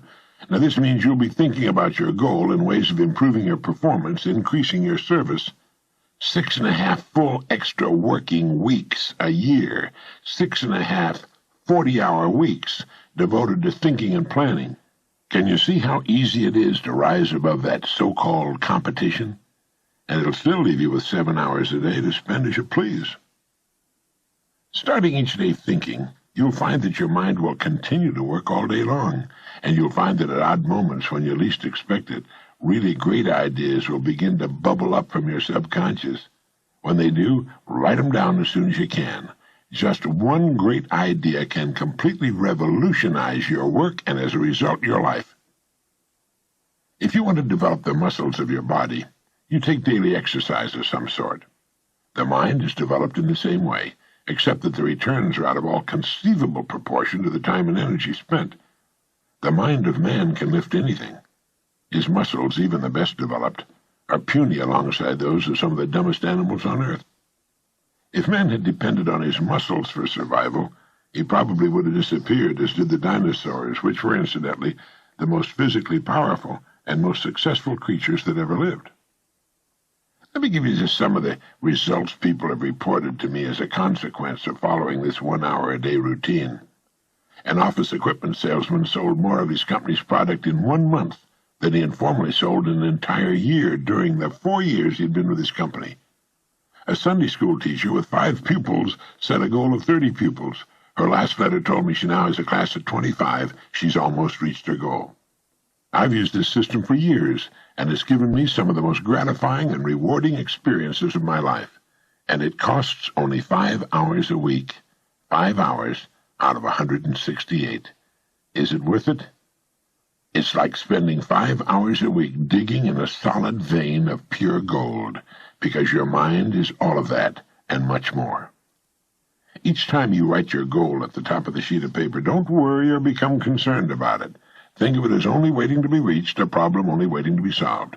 Face it with faith, and bend all the great powers of your mind toward solving it. And believe me, solve it you will. You know, this puts each of us in the driver's seat. Now let's briefly recap. 1. This week, start spending 1 hour a day getting as many ideas as you can. Try for 20 a day on ways to improve what you're now doing. Don't become discouraged. Remember, the achievement of your goal very likely depends upon it, as does your whole future. Once you start exercising your mind in this way, I know you'll want to continue the practice. 2. If everything you now have is the result of using, say, 5 to 10% of your mental ability, you can imagine what life will be like if you can increase this figure to 20% or more. 3. Successful people are not people without problems. They're simply people who've learned to solve their problems. 4. Don't waste time and energy worrying about needless things.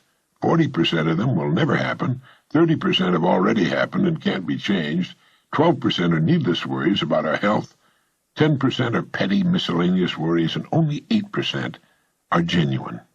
Try to separate the real from the unnecessary and solve those which are within your ability to solve. 5. The human race has advanced farther during the past 50 years than in all the preceding 10,000 years of human civilization. We're now living right in the middle of the golden age man has been dreaming of and praying for centuries, and it's going to get better. Last of all, the only thing in the world that can take you to your goals in life is your mind. its effective use, and following through on the good ideas it supplies you. Each of us has a tendency to underestimate his or her own abilities. We should realize that we have deep within ourselves deep reservoirs of great ability, even genius, that can be tapped if we'll just dig deep enough. It's the miracle of your mind.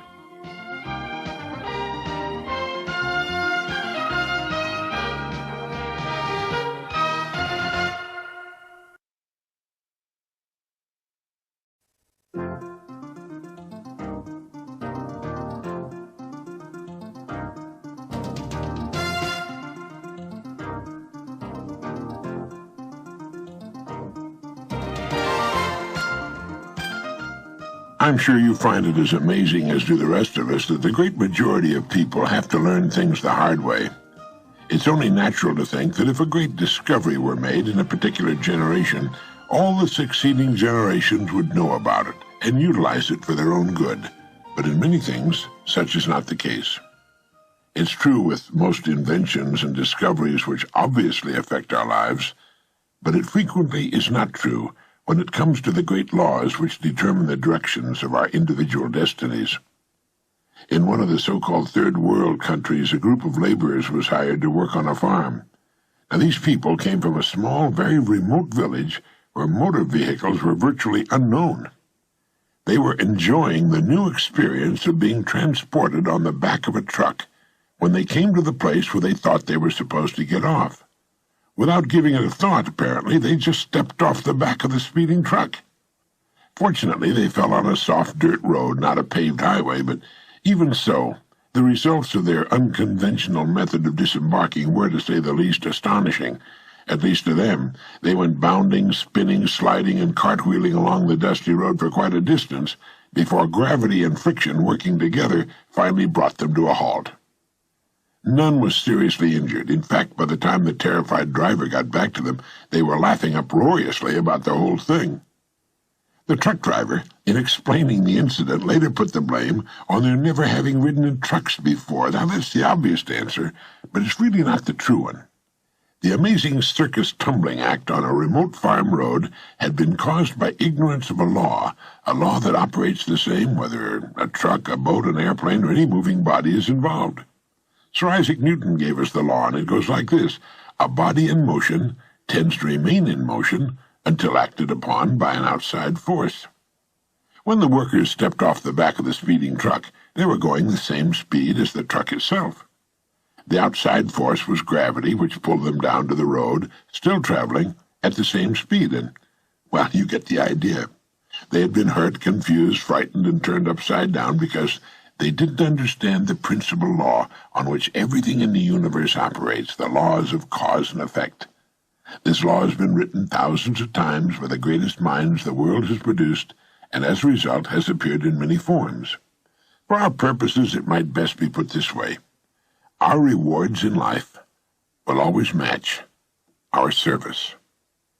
It's another way of saying, as ye sow, so shall ye reap.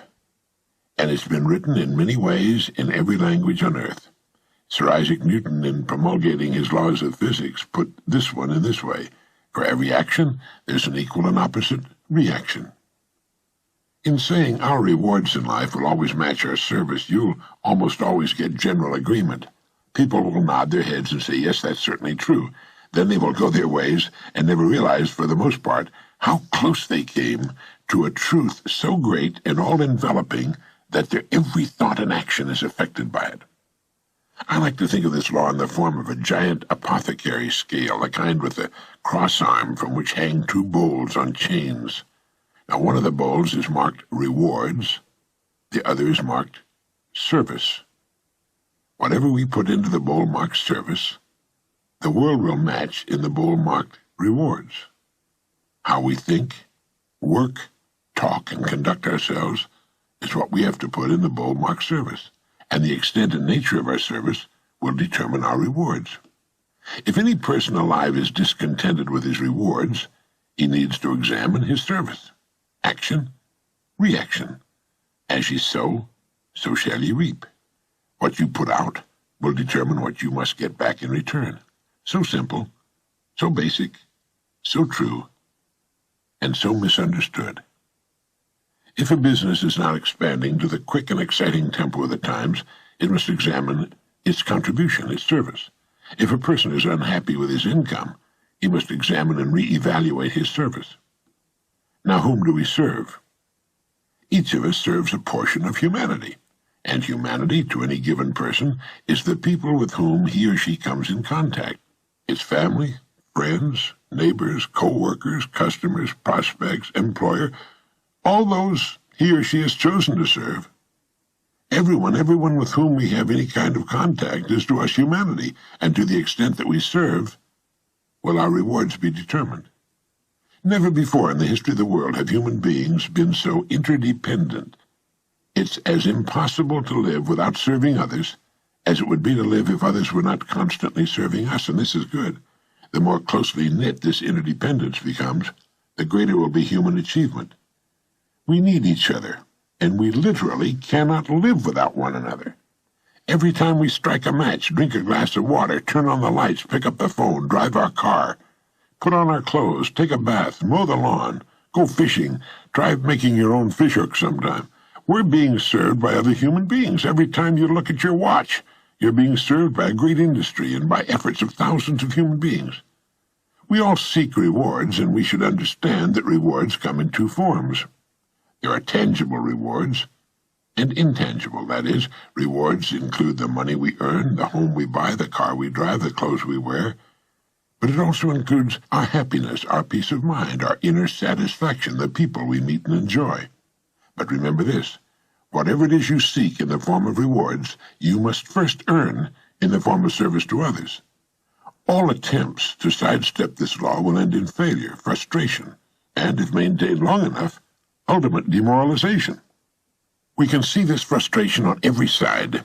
We can see it in the tense, strained, and nervous faces, in the mountains of tranquilizers which are consumed every day, and we can also see it in the slack, bovine-like faces of those who have found the whole game too complicated and have simply given up, surrendered to the push and pull of circumstances. How much of this do you suppose is due to misunderstanding or ignorance of this simple and wonderful law of nature? It's my belief that a great deal can be traced to this cause. Now, do you understand this law, fully understand it, intellectually and emotionally? If you do, you can chart a wonderful course through life.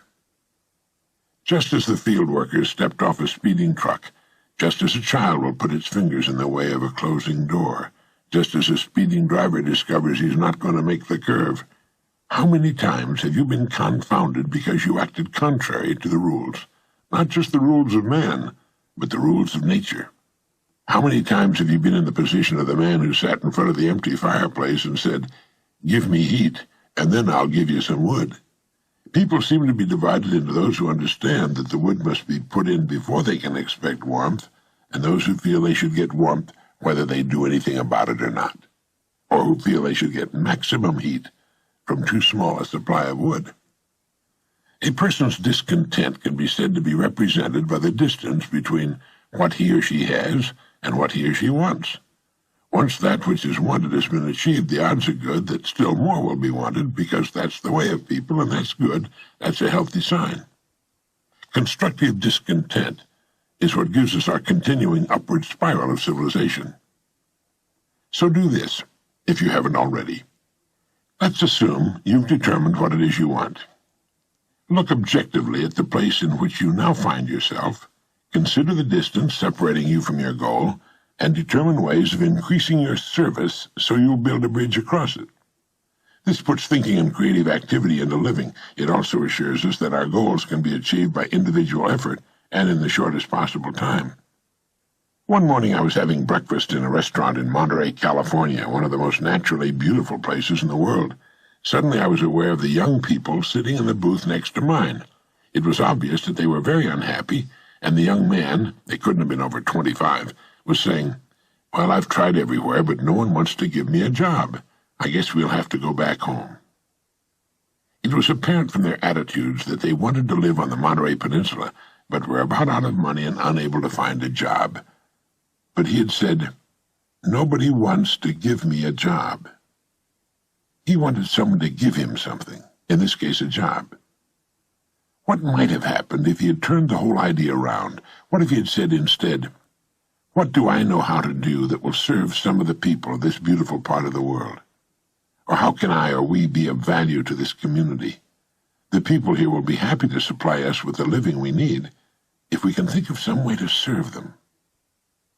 If we can think of some way to serve them. What do they need or want that we can supply? Do they need a handyman, a first-class housekeeper, or both?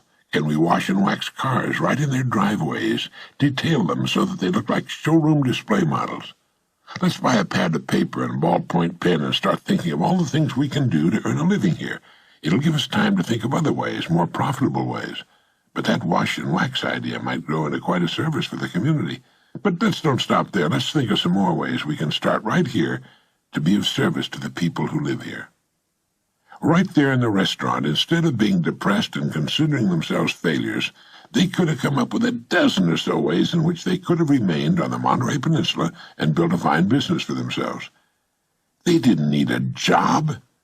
They needed to think, but they had never thought before. It was as foreign to them as speaking Urdu. There they were, two fine, bright, good-looking young people, with a world of opportunity beckoning to them, with two fine minds, and they were going to go back home. No one had ever told them about the gold mines they carried between their ears. Do you know how many people would have reacted the same way these young people had reacted? They are most of the people in the United States, or any other country for that matter. People will do everything in the world, even turn to crime, before they will think. George Bernard Shaw once commented, "I've become rich and famous by thinking a couple of times a week. Most people never think at all." The young couple in Monterey, conscientious as they were not sowing, therefore they could not reap. They were putting nothing into the community, therefore they could expect nothing in return. To some this seems unfair, but it isn't. It's eminently and wonderfully and abundantly fair. Our job is to do the sowing. That's our department, that's all. The rest will take care of itself. We've been given the equipment free and clear. All we are asked to do is use it. Unfortunately, thinking is not taught in the public schools, or most of the private schools for that matter. Thinking is a subject, incredible as it may seem, that is totally ignored. A person's world can be compared to a plot of ground. It exists, it's there. It has inherent within itself an astonishing potential, and is prepared to react to a person's every action. In fact, it must. Whatever your job happens to be, think of it for a moment as this plot of ground. In the beginning, there's nothing there but earth. If a person sits and watches it, nothing will happen to it. If a few seeds are tossed on it, the rain and the soil's natural fertility will combine to reward that person with a few results for limited efforts. Action, reaction. It all depends on just what's wanted from this plot of earth. It's what is wanted that must first be decided. Let's say what's wanted is a beautiful lawn bordered by flower gardens with a big tree in the shade of which he or she can sit one day and admire the work. So the areas for the garden are marked off. The soil is cultivated, smoothed and cleaned of stones and trash. The lawn and flowers and the tree are planted. And from this point on, anyone observing this plot of land can evaluate in a second the amount of service, the contribution, this person is giving to the project. How can you tell? You can tell by seeing what the land is giving back to the person. Planting the plot is only the first step. We're given the plot, that's all we should be given. It's what we do with it that will determine its degree of greatness and success. It's like the story of the preacher who was driving by a beautiful farm. The fields were beautifully cultivated and abundant with well-cared-for crops. The fences, house, and barn were clean, neat, freshly painted. A row of fine trees led from the road to the house, where there were shaded lawns and flower beds. It was a beautiful sight to behold. So when the farmer working in the field got to the end of a row near the road, the preacher had stopped his car and hailed him, and he said, "God has blessed you with a beautiful farm." And the farmer stopped and thought a moment, and he replied, "Yes, sir, he has, and I'm grateful. But you should have seen this place when he had it all to himself." You see, the farmer understood that he had been blessed with a fine farm. but he was also aware that it was his own love and labor which had brought it to its present state. Each of us is given a plot to work, a lifetime and the work we've chosen. Like the farmer, we'll be grateful if we have the vision, imagination, and intelligence to build well and successfully upon the seemingly unimpressive land of our beginnings. Or we can let it fall into a haphazard condition with no real continuity or purpose behind it, with unpainted, ramshackle buildings surrounded by weeds and debris. It's the same land. It's what we do with it that makes the difference. The miracle is there, if only we're wise enough to see it and to realize that our fulfillment as persons depends upon our reaction to what we've been given. In thinking of ways of increasing your service, read books on your specialty. Read what others have found to work well for them. Listen to these tape cassette programs of ours. But at the same time, think of original and creative ways of increasing your service, ways that are unique with you and the way you are. Going at it strong for a week or a month and then falling back into old habits is just like working for a week or a month on that plot of ground and then abandoning it. Before long, it'll be no better than before. Each morning, and during the day, ask yourself this question: how can I increase my service today, knowing that my rewards in life must be in exact proportion to my service? Now do this every day, and you'll have started to form one of life's most valuable habits. Horace Mann wrote, "If any man seeks for greatness, let him forget greatness and ask for truth, and he'll find both." You see, you can cut away all the confusion and complications and nagging worries and vague, half-formed fears by returning to the great truths, the great laws, the great verities on which all success, all accomplishment, in which the whole world is built. Drive down any street in the country, any street in any neighborhood or farm community, any street at all, and you can quickly see what the people on that street are doing for the good of the community by observing what the community is doing for them. Have you ever looked at it that way? We can tell by looking at a place of business what it's doing for the community by observing what the community has done for the place of business. Is it thriving and growing, or is it just holding its own, or soon to go out of business? Whatever the situation, it's a reflection of its service, how well its service, whatever it may be, is being accepted by the people. Is it meeting their needs and wants? It's the same with families and their places of residence. That's why I said you could drive down any street. Some streets are lined with beautiful, expensive homes, while some neighborhoods are obviously suffering from poverty, ramshackle, with weeds growing in the yards, tin cans and rubble strewn everywhere, rusted cars. It's a reflection of what the people living in those homes, beautiful and expensive, or run down and filthy, are doing for them and for the community. That's it.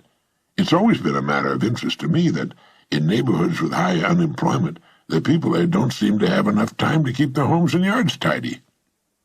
While those working the hardest, while those doing the most, have the cleanest, most attractive homes with well-manicured lawns and flower gardens. Environment is a mirror of the people in that neighborhood.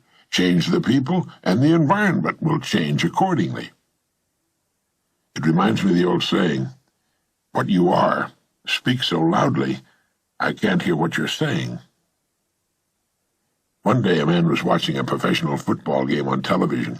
His 5-year-old son kept bothering him, so he took a page of the Sunday paper with a full-page airline ad on it showing a picture of the world, the planet Earth as seen from space.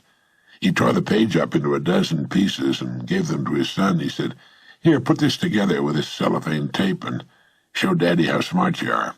Then he went back to watching his football game. Well, in a surprisingly short time, the youngster had the picture all taped back together. It wasn't very neat, but it was a very good job indeed for one so young. "Hey, that's amazing," the father said. "How did you put that world together so quickly?"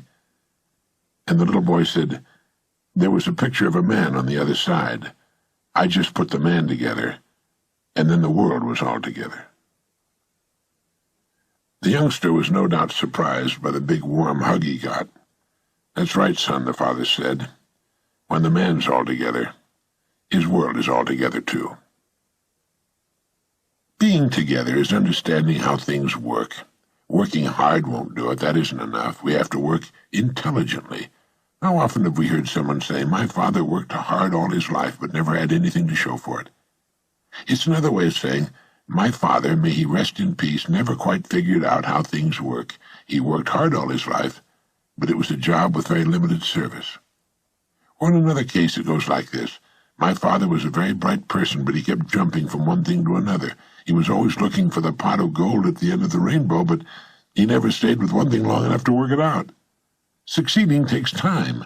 It takes dedication, 100% commitment and creative thought. We must keep asking ourselves, how can I broaden my service, and by so doing, increase my harvest, my rewards? All right, how can we correct the situation? William James gave us the answer. He wrote, "Either some unusual stimulus fills them with emotional excitement, or some unusual idea of necessity induces them to make an extra effort of will." Excitements, ideas, and efforts, in a word, are what carry us over the dam. All right? Let your goal represent the excitement. Your ideas and efforts will weigh down the service end of the scale, and the rewards must and will follow. They'll be yours. They are yours the moment you realize the truth. As ye sow, so shall ye reap all the years of your life. If you're worried about your income or your future, you're concentrating on the wrong end of the scale. Look at the other end. Concern yourself only with increasing your service, with becoming great where you are, and your income and your future will take care of themselves. Don't be the person sitting in front of that empty fireplace and asking for heat. You're asking for the impossible. Pile in the wood first, and the heat will come as a result.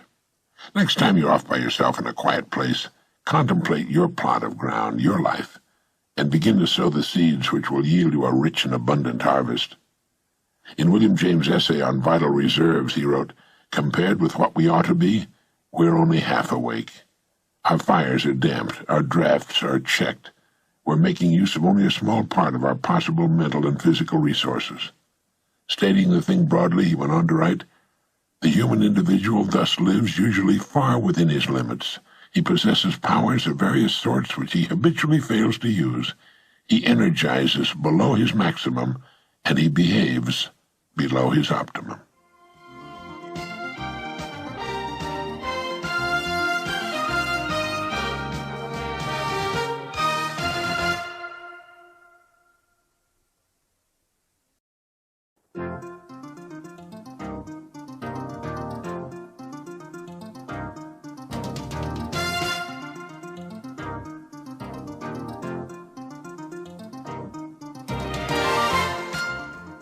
It is our intention that each of these messages be built upon a major principle, one of the great ideas which automatically produces the results we seek.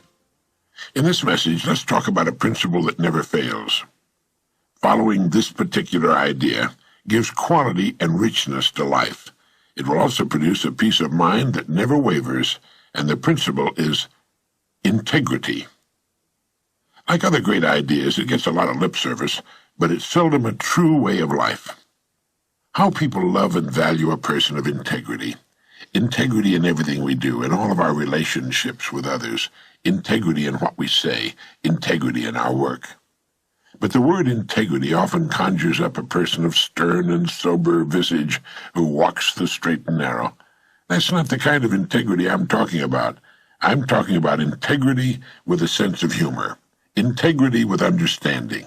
Integrity with kindness and gentleness, but integrity all the same. Never expediency. Never saying, "Well, everybody else is doing it. I guess it won't hurt if I do it too." But it does hurt. If it's wrong, and we know it's wrong, it does hurt. The seed for achievement is integrity. Integrity means honesty and the truth. Perhaps it was best put in the famous line by Shakespeare when in Hamlet he has Polonius say, "And this above all, to thine own self be true, and it must follow as the night the day. Thou canst not then be false to any man." If we're true to ourselves, we cannot be false to anyone else.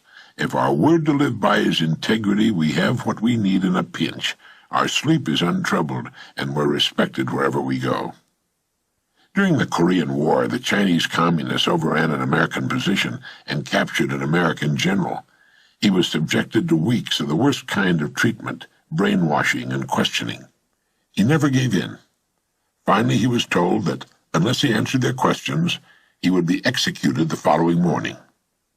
That night he wrote a letter to his wife, and at the end of the letter he said, "Tell Johnny the word is integrity."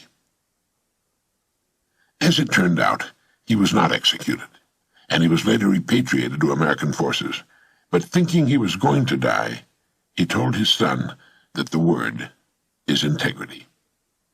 Integrity means to try as best we can to know ourselves, to examine ourselves as Socrates advised, and make a true assessment of ourselves, an inventory of our abilities, our talents, what we want, our goals. Not long ago, I received a letter from Scott D. Palmer, in which he said, "I came across some advice about happiness from my mentor, Dr. Brand Blanchard, that I published in my newsletter some time back. Blanchard is one of the greatest men of our century, even though few people have ever heard of him. He celebrated his 93rd birthday last year with the publication of his latest book, For Reasonable Men, a biographical book on Marcus Aurelius, Ernest Renan, John Stuart Mill, and Henry Sidgwick. Appropriate for Blanchard, the key virtue that leads to all the others is reasonableness." Brand Blanchard is Sterling Professor Emeritus of Philosophy at Yale University, and on the subject of happiness he wrote, 1. It is important to happiness not to think too much about it. The person who continually asks himself if he's happy is apt to miss his end, for happiness, as Aristotle thought, is a byproduct of healthful and successful activity. Bertrand Russell, who wrote The Conquest of Happiness, remarked that scientists are generally happier than artists, since they're commonly lost in objective tasks and not examining their own navels. What is important is to find what one can do best, generally also the line most useful to others, and then to do it with all one's might. Happiness will come unsought. If one seeks it directly, one will be like the discontented old ladies who haunt Miami hotels. 2, the main principle of my ethics is, Brand Blanchard writes, to act as to make the world as much better as possible. I've not lived up to it. No one has. There I disagree with Dr. Blanchard. He has made the world better, and so have many others. But trying to live up to it, he writes, involves constantly looking forward to the consequences of one's actions, choosing those that are likely to be fruitful, and inhibiting action from impulse. Many people think, of course, that acting on impulse is a requirement of happiness, and I agree that impulse must be there, the stronger the better, provided it's under control. But seeking happiness directly by blindly following one's impulses is too likely to end in hippiedom, drugs, and the gutter. And the distinguished Yale professor wrote, "The most important thing I've learned is the necessity of reasonableness. The person who has the least to regret, who does most for his community, whose judgment carries the most weight and is the most trusted, is the person who is steadfastly and on principle reasonable. I don't mean the intellectual who's often an impractical bore. I mean the person who, in matters of belief and matters of action, takes as his principle, adjust your belief or decision to the evidence." And he completes his small essay on happiness by writing, "There's no one meaning of life. No two lives have the same value. The richness of a life depends not on the amount of happiness it achieves, but on finding out who one is, that is, about one's unique combination of powers, and then discovering through experiment and reflection what course of life will fulfill those powers most completely." End of quote. You'll never get better advice.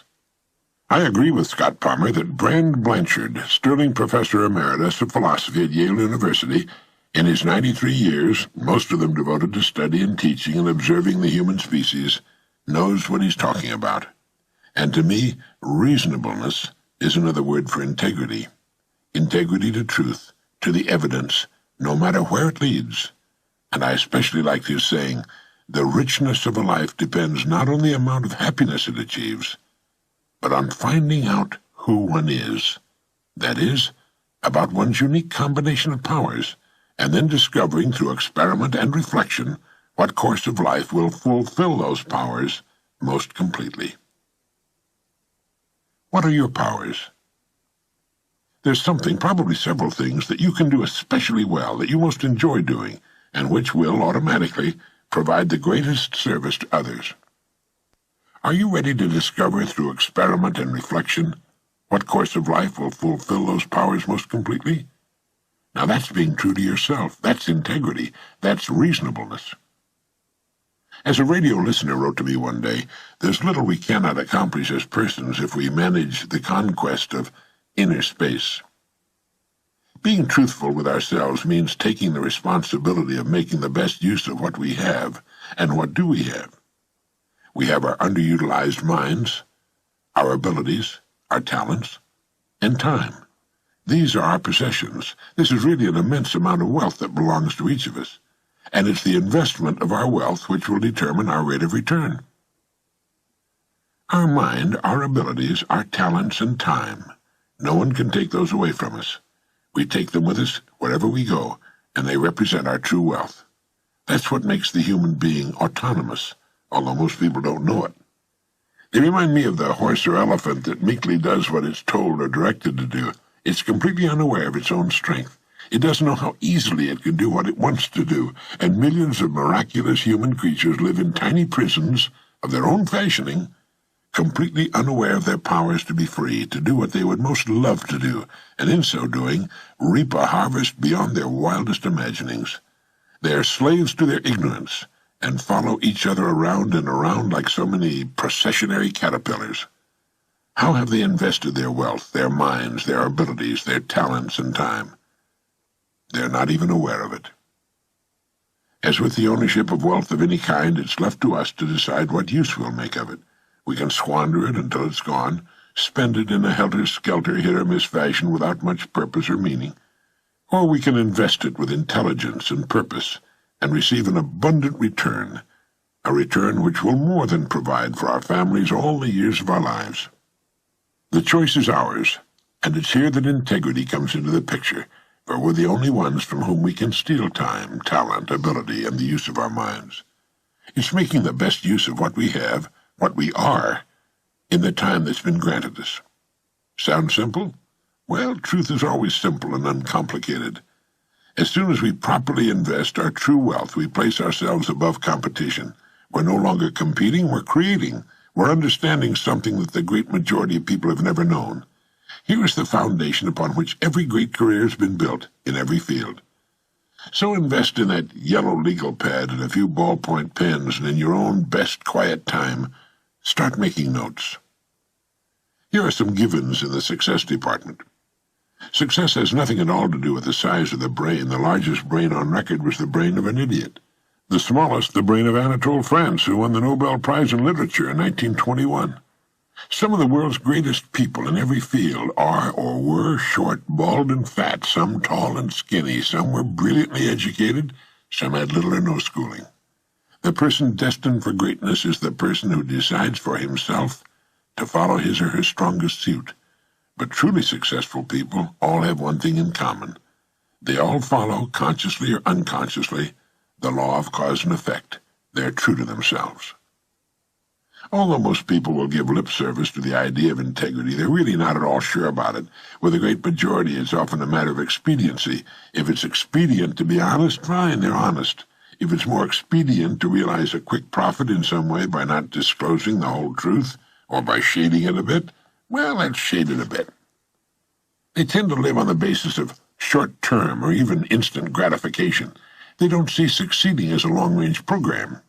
They don't know about what I like to call the unfailing boomerang.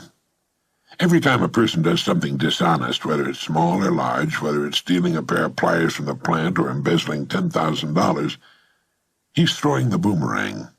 It's the same with small dishonesties, with manipulating the truth.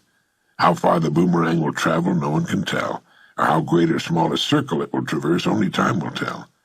But it will eventually, inevitably, come around full circle and deliver its never-failing and painful blow. Honesty, unfailing integrity, is good business. In fact, Mirabeau wrote, "If honesty did not exist, we ought to invent it, as the best means of getting rich. Did you know that? Well, believe me, it's absolutely true. And all we have to do, under every circumstance, is ask ourselves, is this true? Is this honest? Is this the best I can do? And if it is, go ahead with the happy realization that we've put in motion the right cause and know that the effect will take care of itself. Our only hope of real success, of winning the hearts and minds of the people we serve, is in helping them in some way and thus improving their standard of living. But if we're content to give less than our best, we're actually working against ourselves. The average working person in our society is paid for about 40 hours a week. This leaves 120 hours a week to do as we please. Never before in the history of humankind have we had so much free time. That's 120 hours a week if we sleep 8 hours every night, 3 times as much time as we spend on the job. How much is all that time worth? We want our leisure time, of course, time to relax, take it easy, recharge our batteries. But do we need 120 hours for that? Our greatest enemy has never changed, and his name is ignorance. And the greatest ignorance of all is the mistaken belief that we can ever receive more than we truly earn. Sooner or later, there will be an accounting. Every day, for good or bad, we're throwing the boomerang, and just as the punishment always seems to be greater than the offense, the rewards are also out of all proportion to our honest efforts. So let's summarize. What do we mean by integrity? It means giving everything we do our very best. It means being true to ourselves and to every other person with whom we come in contact. This gives meaning and comfort to our leisure time. Our rest has been earned. We know we'll move ahead toward our goals simply because we've become remarkable people. We cannot go unnoticed. The person of integrity is always needed in every undertaking. It means the willingness to keep an open mind, to look for truth wherever it leads all the years of our lives, to check things out for ourselves, to weigh what others tell us and make our own judgments. It's knowing that there's always a better way to do everything, and then a better way still to do that. It's looking for that better way in everything we do. It's realizing that the person who does not read is no better off than the person who cannot read, and that a person who does not continue to learn and grow as a person is no better off than one who cannot. It means that we must walk with integrity every day of our lives if we're to truly reap the abundant harvest all the years of our lives. It's realizing that the greatest joy a human being can experience is the joy of accomplishment. Remember to think of your life as that plot of rich soil waiting to be seeded. It can only return to you that which you sow. And what do you have to sow? You have great wealth. You have a mind. You can think. You have many abilities. You have talents that you still may not have explored. And you have time. Time which cannot be saved, stopped, nor held back for a second. Make full use of these riches. It's never too late. Use truth as your guide, integrity as your banner, and your plot of ground will return to you and yours in abundance that will amaze and delight you. And if days come in which you find yourself depressed or confused, remember this comment by Dean Briggs. He wrote, "Do your work, not just your work and no more, but a little more for the lavishing's sake, that little more which is worth all the rest. And if you suffer as you must, and if you doubt as you must, do your work. Put your heart into it and the sky will clear, and then out of your very doubt and suffering will be born the supreme joy of life."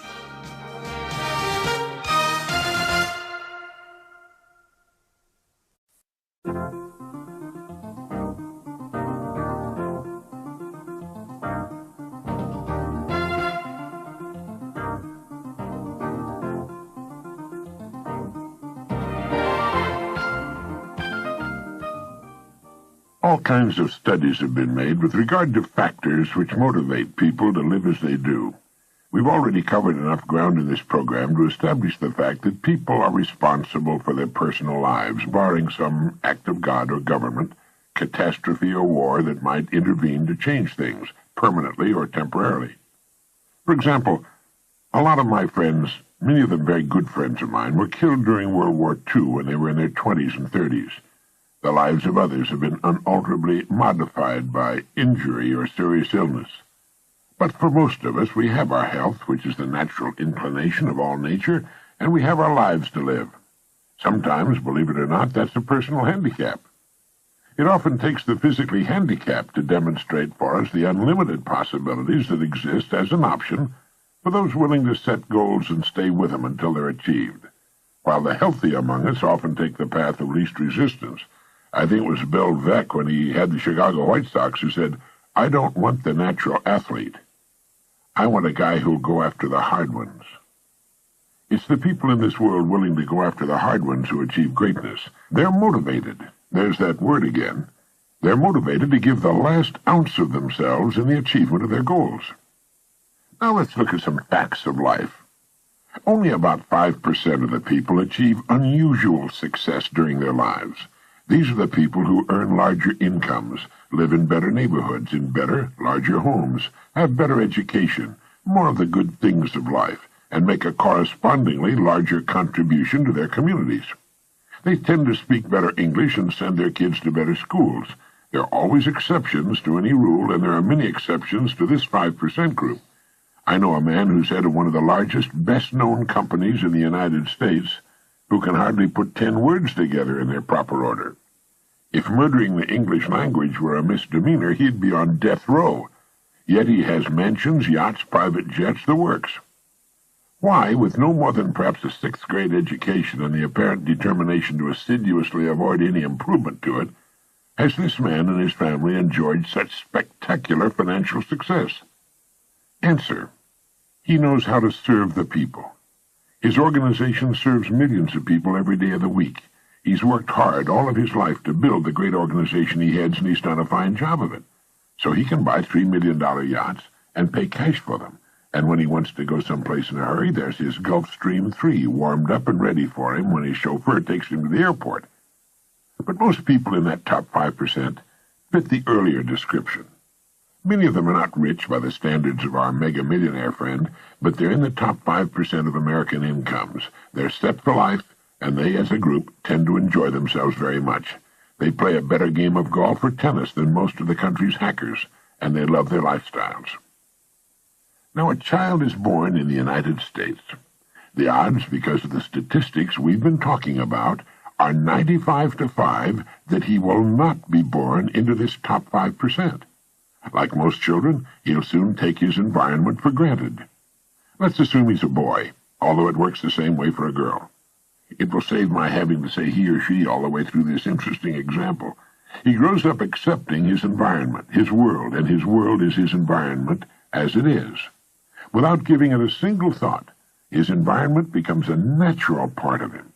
Everything about his environment is a conditioning factor. The speech of his parents and relatives and neighbors becomes his speech. What he learns in school will have very little effect on it. That's why you hear grown-up men and women who've gone through the American school system saying such things as ain't and where's it at. They didn't learn those locutions in school. They were the habitual pattern of speech they heard in their environment. I know an attorney who still says, "Where's it at?" Anyone's speech habits are an immediate tip-off as to his upbringing. The only reason mine tend to be rather good is because from the time I was a small child I wanted to be a writer, and words were of great interest to me. Words are the tools of a writer's trade, and a good writer will have a decent inventory of them and tend to keep them well-oiled and shining.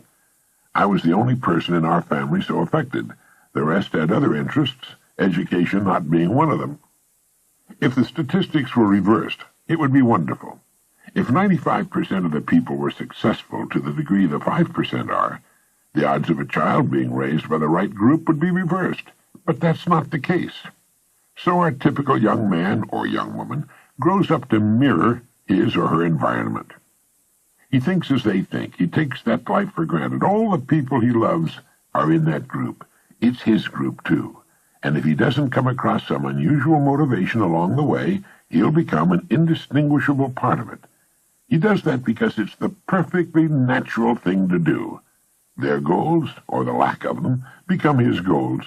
A nice house on a nice street, a steady job of some kind, a good, steady income, a good wife and good kids, and so the story goes. He operates on minimums all the years of his life. He never, except while playing his sports or getting ready for a date as a young man, gets out of low gear. It isn't necessary in the United States. This country's so affluent, so vital, and so perennially booming that people don't have to shift into second or third gear in order to meet average requirements. And neither do most of the people throughout the world, nor should they have to if they don't want to. His wife, while their children are small, is the hardest working human being in our society. She has no 8-hour day or 5-day-a-week system. She works 16 hours a day, 7 days a week, and according to a recent survey, if she had to do it all over again, she'd think twice about it. More than 50% of her number also hold down a regular paying job. She didn't know about the 5% either. No one ever said to this young man or this young woman, "Now look here, there are two very distinct groups of people in our society. They're in different layers of this socio-economic pyramid." And here the parent or teacher would have sketched a pyramid. Now there's the top 5% who live and work in this top section here, and the person would have drawn a line under what represents the top 5% of the pyramid. Now here's what we call the great middle class in America. It's divided into two main groups. The upper middle class, another line would be drawn on the pyramid, and the lower middle class. The United States has the largest middle class of any country in the world. And then down here at the bottom, these few lower layers, these are the people who, because of 1,000 perfectly good reasons, need to be helped by all the rest of us. They have difficulty coping. Many of them are too old or sick to help themselves. We have some 25 million functional illiterates, and so on. So these young people would see very clearly their options. It would be made clear to them that they have the freedom, thank God and our forefathers, to choose. They have the option, if they so choose, to live and work on virtually any layer of that pyramid. And it should be pointed out to them that the higher up on that pyramid you climb, the better the view, the fresher the air, the smaller the crowd. Now that's important to know, but it takes more effort to climb higher on a pyramid. It's much easier to settle for these lower layers. You don't have to learn so much, and so on. Now, the parent or teacher might continue, we live right here at this level on the pyramid. And then the parent or teacher might say, it's not in the higher levels, but it's certainly not in the lower levels either. It's where I wanted to be. Your mother and I have been quite happy here. Well, I hope you get the picture. Wouldn't it be wonderful if we would be shown that when we're about 12 or 13? Wouldn't it be great to know we had that option and to see that pyramid? Well, this program is for the people who want to be in the top 5%, and it has a great deal of what we need to know to get into and stay in the top 5%. And while getting into the top 5% may be one's goal, it's good to remember that like any destination on planet Earth, there are a million ways to get there. Any road will do, any calling will do, if we go about it the right way. You can get rich hauling garbage, and many have already done so. It's a vital service to the community, but you have to go about it in a certain way.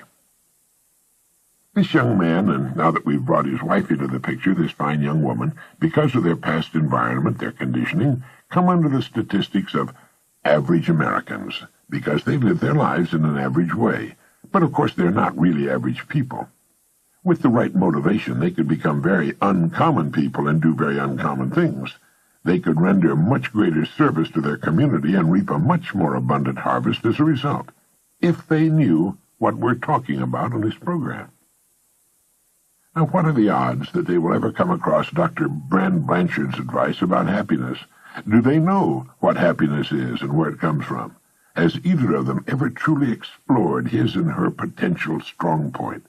What is it that your original genetic pattern makes you especially qualified to do, young man and young woman?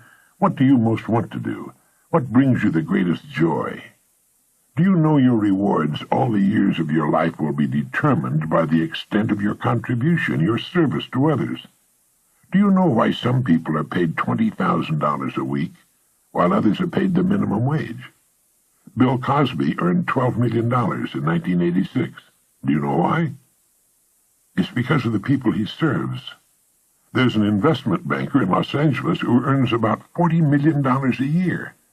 Do you know that as far as is known, there's no limit on earnings? What would you like to earn? How about $1,000 a week? That's $52,000 a year, or twice that. That's not all there is to living by any means, far from it, but it does pay the bills, and if you earn an income in the upper 5% of the population, there you are, in that top 5% of the pyramid that the sun hits first as the earth does its daily rollover act, and the sun is still shining on it later in the day when the rest of the plain is dark. It's nice up there. And shooting for it will bring out the best that's in you. You'll do more for others. You'll make a greater contribution. You'll give more to charities. You'll help more people. So how about it? There's a talk I'd like to give to young people. Some would say I'd stir discontent among them, but I would reply that discontent is the greatest motivator of them all, and it's responsible for every great boon to humankind, from running water in the inside toilet to the supermarket. A little discontent is a good thing, especially when it's discontent with ourselves. The effective environment is an incalculably powerful force. The deepest craving of young people is to be liked by their fellow students. Acceptance and esteem in the eyes of their contemporaries is their deepest craving. So they begin to do what the other kids are doing, and the other kids begin doing what they're doing, and everyone acts just like everyone else. They dress alike, they talk alike, they laugh at the same things, even when it isn't funny. It's at this critical age that they begin to play, not follow the leader. That'd be all right. The game they play is called follow the follower. Day after day, week after week, month after month, year after year, these young, wonderful, impressionable people conform to one another. They never ask, are the people to whom I'm conforming qualified to lead me? It's belonging that's important, belonging to the group. And that's the subtle trap that gets practically everybody. If we don't break out of that trap sooner or later, we'll end in it. Millions, no billions do. It's astonishing how many adults never break out. We see them in their 50s and 60s, still playing to the wrong crowd, still trying to be one of the boys. Do you remember what Willie Loman said in Arthur Miller's great play, Death of a Salesman? He said, "The important thing is to be liked." Willie Loman never grew up. He never knew who he was. His story is a modern tragedy. It's always been a tragedy. It's the story of the mob. That's why so many young, healthy women are smoking today. It's their way of going counter to what they know is the intelligent thing to do. It's their small and very pitiful rebellion. When a person has no identity of his or her own, that person will seek to find that identity in a larger group. That's why joining groups of various kinds is so popular. In that way, we get a badge, a label that tells us what we are. Now we're properly labeled. This is not to say that successful men and women do not belong to organizations. They certainly do, and they make major contributions to their organizations. But they don't need the organization for identity. They're quite aware of who and what they are. And if their organizations did not exist, they would be successful, independent performers in society. They would never feel lost. Successful people follow independent paths. This is the important point to remember. At some point in their lives, they break away from the crowd and start on a path of their own. That's the adult, the intelligent thing for a human creature to do. In striking off on an independent path, they're not necessarily alone. It's just that they join a much smaller group of like-minded people. They can't take the whole crowd into that top 5%. The ancient Romans had their circus. Modern Americans have their television. It's far superior to the old Roman circus, and they don't even have to leave the comfort of their living rooms. It's true that there are many wonderful things on television, and an eclectic approach, that is, selecting those programs in which you're really interested, makes sense. But millions of families have the television sets on all day. They're mesmerized by it, and when one thinks of what they could be doing with some of that time, it makes one realize that it's much easier to win. One of the best things about getting in that top 5% is that as we get older, life need not become less interesting for us or more laborious. We become more productive as we approach our 60s and 70s and often many years beyond. And it's nice to grow older with all the goodies of life. It's more comfortable. One can spend one's winters in Florida or somewhere south of the equator and one's summers in the cooler, healthier climates. And one can enjoy all the benefits of the good life. But perhaps most importantly of all, one can say, I gave it my best, and I'm not through yet. It's been a wonderful experience, this holiday on Earth, and I've enjoyed it very, very much. Now let's see what we can do with the rest of it. Yes, I think it's actually easier to win. There's less competition up there where the view is so much better and the air is so fresh and clean. And it's almost never too late. For with a purpose, a worthy goal, and the motivation to reach those upper layers on the pyramid, a person can travel farther in a few years than he might otherwise travel in a lifetime.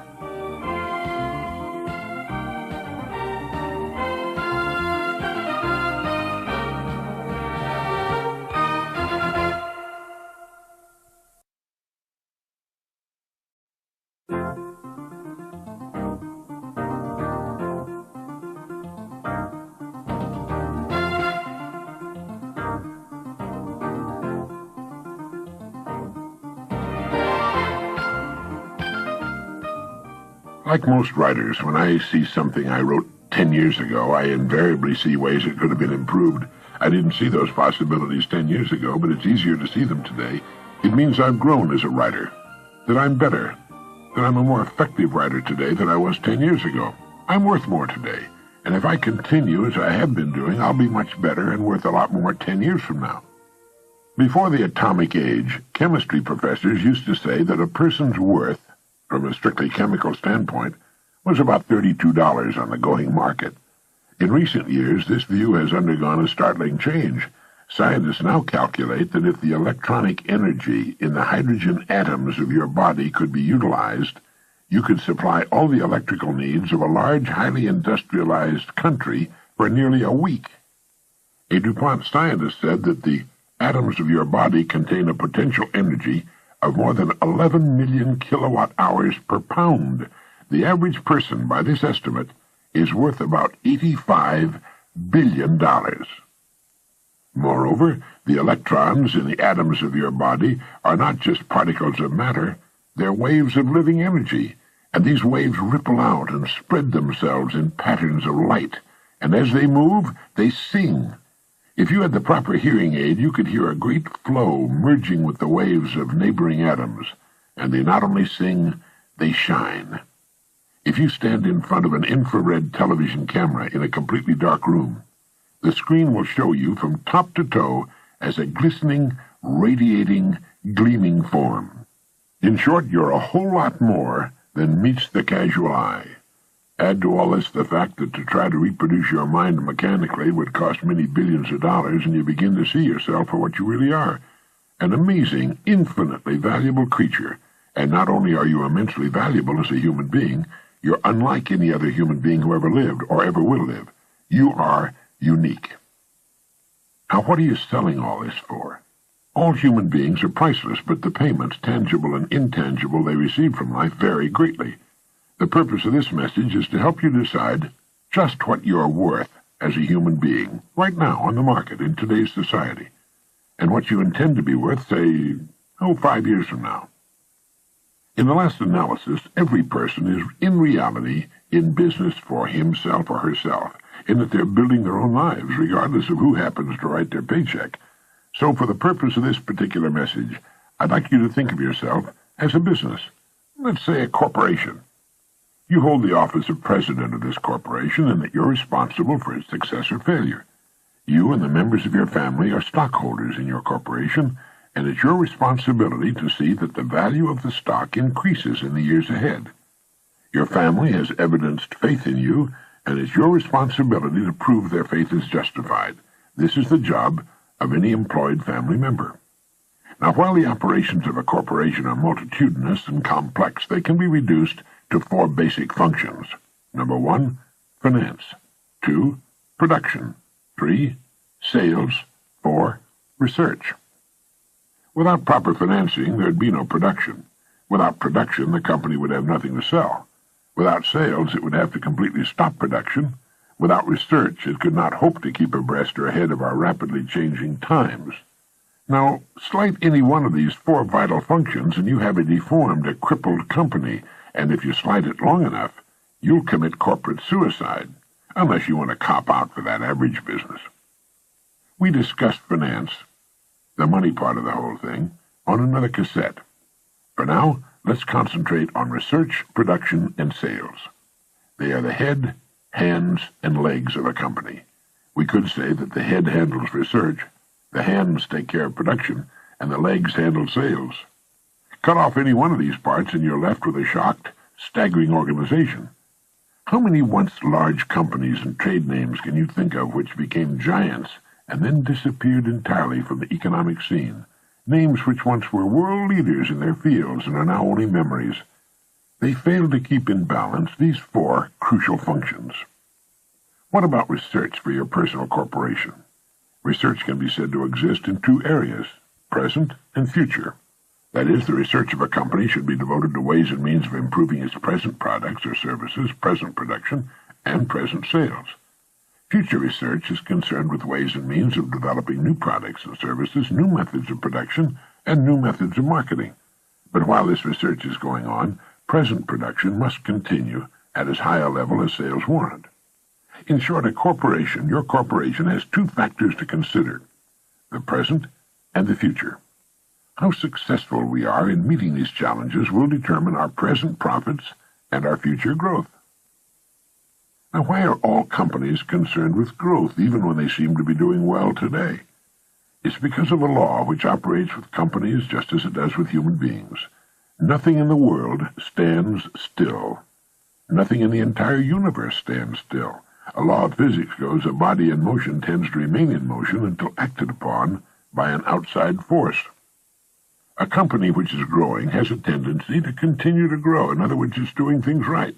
Conversely, a company which is going backwards or shrinking has a tendency to continue to go backwards or shrink until acted upon by an outside force. All responsible company officers know that unless a company is growing, it's developing the first signs of death. Well, you're the head of your personal corporation, and you should realize that this same law applies to you as well. Now, just for a minute, let's take a look at the next 10 years. Before we do, keep this in mind. If anyone had predicted just 10 years ago that we would be living in the kind of world we have today, he would have been ridiculed. Now, this includes everything from our basic industrial technology to the luxuries and new products we take for granted, along with our present average income. We're reaching a point in the expansion of human knowledge where our advance is more than dynamic, it's explosive. Any prediction for the next 10 years is very likely to be far on the ultra-conservative side, but let's take a look at what the experts have to say. According to many recent research studies, the next 10 years are going to offer business and the individual unlimited rewards. In the next 8 to 10 years, the bulk of spending in the highly developed nations will be for things, products, and services over and above the necessities, far above them, the necessities which are food, clothing, shelter, transportation, and medical care. Imagine most of the spending will be for things above and beyond the necessities. This will be the first time this has happened in the entire history of the human race. It's estimated the consumer market will expand 50% and more in the next generation or so, an astonishing increase, soaring into the hundreds of billions of dollars. In the next 30 years, alongside every building now in existence, a new building must be built. And what about research and development, which is the future of our economy? Today, more money is being spent on R&D in a single year than was spent during the past 150 years. Think a moment. What does all this mean to you and your own individual company, the one of which you're the president? It means your future's unlimited, if you'll see yourself in relation to the present and the future. Never before, throughout all the centuries of man, has a person faced as bright a future as yours. Our population, too, is getting a lot smarter. Educational advances during the past 30 years have been remarkable. During the next 30, they'll probably be amazing. The customer is getting smarter every day. And if we're going to continue to meet his or her demands and sell him or her our products, we better get smarter every day, too. The market of the next 10 years will be characterized by diversity, not uniformity. It will also be dominated by taste, not necessity. There will be a great increase in the quality as well as the quantity of consumer choices. There are many signs of the rising urge for the better things in life. Many millions of adults are currently interested in after-hour study programs, and this number is growing by millions each year. Well, that's just a glance at a few of the things going on around us and what life will be like in 8 to 10 years. Now, each of us, as president and unquestioned manager of his own corporation, can decide what to do about it. We can either grow with it or go backward. We cannot stand still, even if we'd like to. This gives us an opportunity to stand back and look at ourselves and our futures objectively, as an intelligent stranger might. Ask yourself, how much am I worth right now, today, as a corporation? What's my value today to myself, my family, my company? If I were an outside investor, a stranger, would I invest in this corporation? A company growing at the rate of 10% a year will double in size in about 8 years. What attention are you giving to the production of your personal corporation? Can you grow and improve as a person at least 10% a year? Of course you can. In fact, if we go along with the experts' estimates, a person can increase his effectiveness anywhere from 50 to 100% and more within 30 days. Our files are filled with reports from people who exceeded their previous performance to an almost unbelievable extent. People in management and in production who multiplied their effectiveness many times. Students who moved from failing grades to straight A's in the dean's list. People in sales who found they could, through the proper management of their abilities, minds, and time, sell as much of their company's products in a single month as they had previously sold in an entire year. Think what that means. It means being 12 times as effective as a human being. And getting back to the law of cause and effect, it means putting out 12 times as much service, which must and will guarantee our receiving eventually 12 times the reward we formerly knew. 12 times the reward. Remember, please, if we do twice as much, we have to receive twice as much, and nothing on earth can keep it from us. And the same thing applies if we triple our effectiveness. You and I know this, everyone should know it, but remember that fully 95% of the people do not know this. Think of the advantage this gives us. It isn't that we want to take advantage of anyone, and we're not, but it dramatically demonstrates the truth of the saying, knowledge is power. You'd be amazed by the great numbers of people who stop learning when school is over. Aside from company manuals and such internal literature, they read very little of anything of real value. The introduction to recorded learning, pioneered by this company, has made substantial gains and is growing rapidly, but as yet has only scratched the surface. An ongoing education is vital if we're to stay vital. There's so much to learn, and our school curriculum touched only a fraction of it. One of the most important subjects is getting along with people. We can only do things, we can only win through people, and that subject isn't taught at all in school. The great ideas we're talking about on this program are seldom taught in the home and almost never in school. Go through our catalog of programs carefully, and one by one you can maintain an effective ongoing education program for many years to come. It's true, knowledge is power. What's more, knowledge shows on our faces, and it's apparent in our speech. It helps us raise our children, get along better with our neighbors and fellow workers. Above all, perhaps, it's the greatest motivator in the world. As we learn, our horizons recede. We realize there's more to do and more time in which to do it. Old myths about getting out of action at age 65 disappear, and we realize that as long as we're learning and teaching and growing, it need never stop, and we become more effective with the passage of time. Tomorrow is a brand new day, the great equalizer, no more nor less than anyone else on earth can have. Right now, begin to think of ways in which you can begin to increase your effectiveness, raise your production, knowing that by so doing you're automatically presetting your rewards. Each day that comes to you, beginning with tomorrow, offers you a clean, brand new page on which to write the story of your life. Forget the past. It's gone. Don't concern yourself with the opportunities you may have missed in the past. This is true of everyone. But reach out and take each new day as it comes, and ask yourself, how can I best use this day? You know we're going to run out of them eventually. If we waste an hour of productive time every day, it adds up to about 250 hours a year that our corporation, our plant is shut down. We can earn nothing with the doors closed. What is your time worth an hour? Multiply this by 250 and you can see what you're throwing away. Now, whether your employer pays for this wasted hour or not is unimportant. life will not pay for it. Learn to enjoy every minute of your life. Be happy now. Don't wait for something outside of yourself to make you happy in the future. As my good friend Wally Amos of Famous Amos Chocolate Cookies says, happiness is an inside job. Think how really precious is the time you have to spend, whether it's at work or with your family. Every minute should be enjoyed, savored. A human life is really nothing more than a collection of minutes, hours, and days. These are the building materials, and it's left strictly up to us to determine the kind and size structure we build. You see, a person has a tremendous advantage over even the largest corporation. Think of any large multinational corporation. Can it double its production in a single day? Of course not. Can it double its sales in a single day? Of course not. It would like to, but its growth must be a gradual, steady thing because of the interconnecting complexities of operating so large an organization.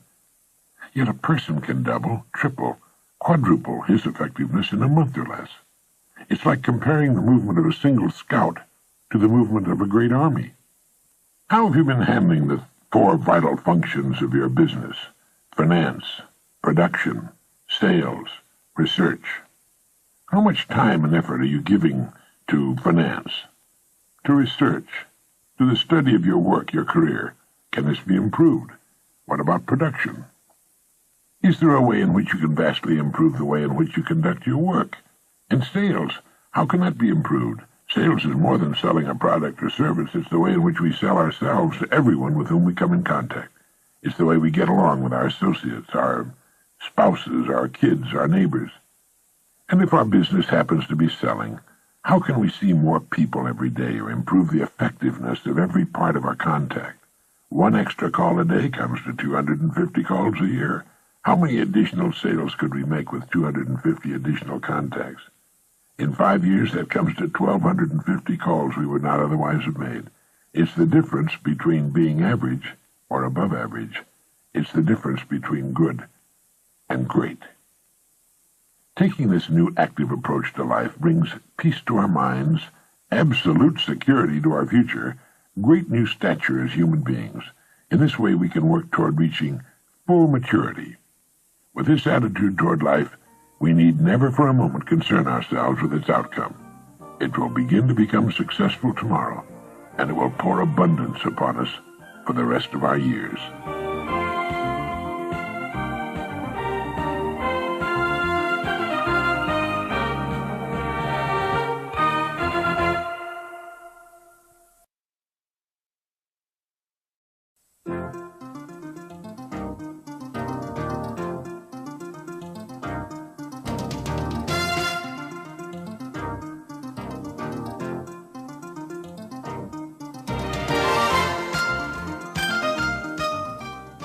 Let's talk about money. Men and women have been concerned about money since the first coin was fashioned in Asia Minor about 700 BC. You might say that money is like good health, in that we're concerned about it to the extent that we don't have it.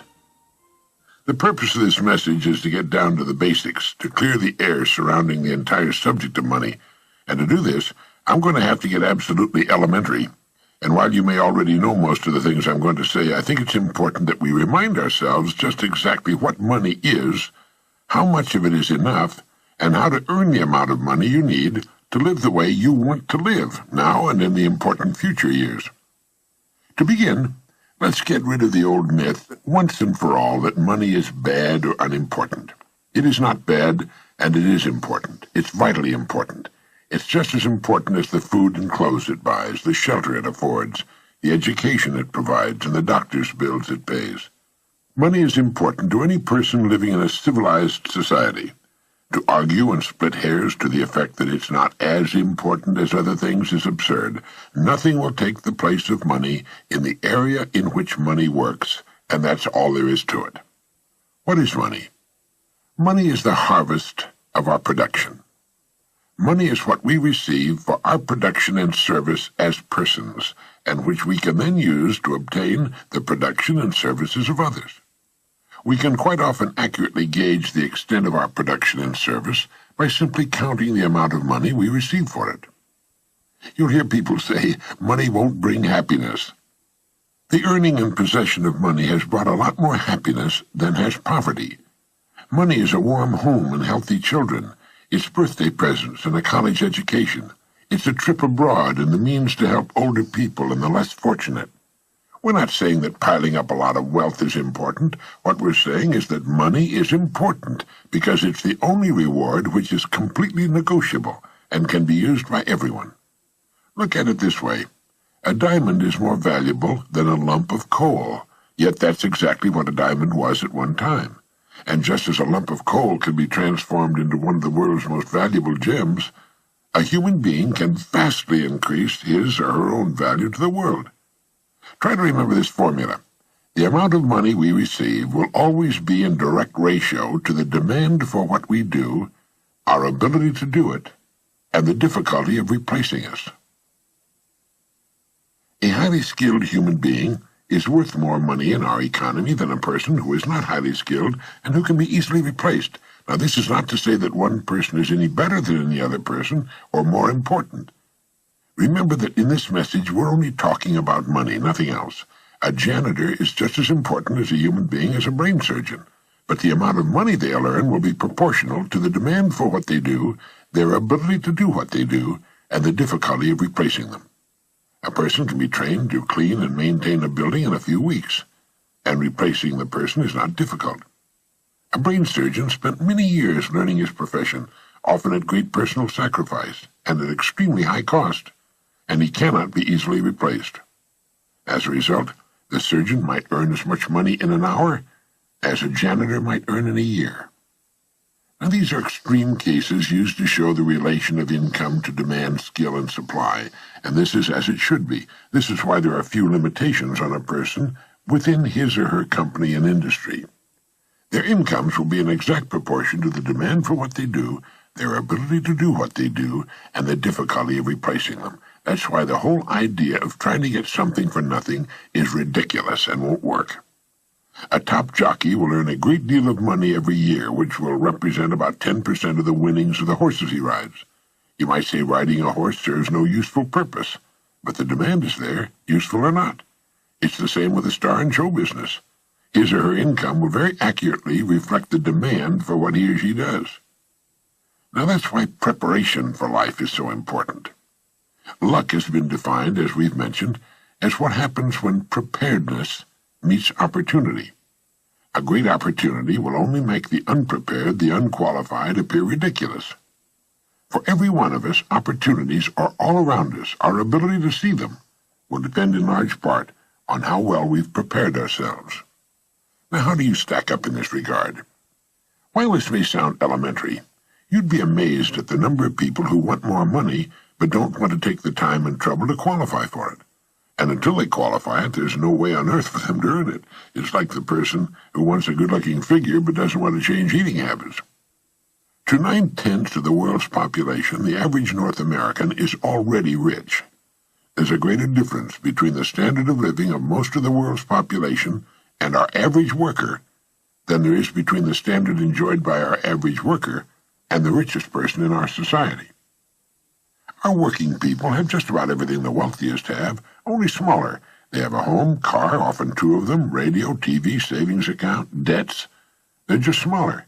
Their food is as good and just as plentiful. Their beds are just as comfortable. Their home is just as warm in the winter. They have exactly the same amount of time and just as much, maybe more, freedom. Their life expectancy at birth is about 75 years. For the rest of the world, on the average, it's less than 60. With only a fraction of the world's population, we in the free world have half the world's total money income. We have more than 2/3 of all the automobiles on the planet. So in talking about money, let's understand that we're already rich as a people. Now, how much do you want? How much money do you need to live the way you want to live, to accomplish the goals you've established for yourself? Most people think they want more money than they really do, and settle for a lot less than they could earn if they went about it the right way. The world will pay you exactly what you bargained for, exactly what you earn, but not a penny more. You remember that old poem that goes, "I bargained with life for a penny, and life would pay no more"? Well, that's about it. we'll receive not what we idly wish for, but what we justly earn. Our rewards will always be in exact proportion to our service. If you don't like your income, you must devise ways and means of increasing your service. Your service must come out of you, your mind, your abilities, and your energy. A strong person cannot make a weak person strong, but a weak person can become strong on his or her own by following a specific course of action for a sufficient length of time, and a person who's already strong can become a lot stronger. It's the same with this business of money. People who refuse to do more than they're being paid for will seldom be paid for more than they're doing. You may have heard someone say, "Why should I knock myself out for the money I'm getting?" Now, it's this attitude which, more than anything else, keeps people at the bottom of the economic pile. They don't understand that only as we grow in value as persons will we receive the increased income we seek.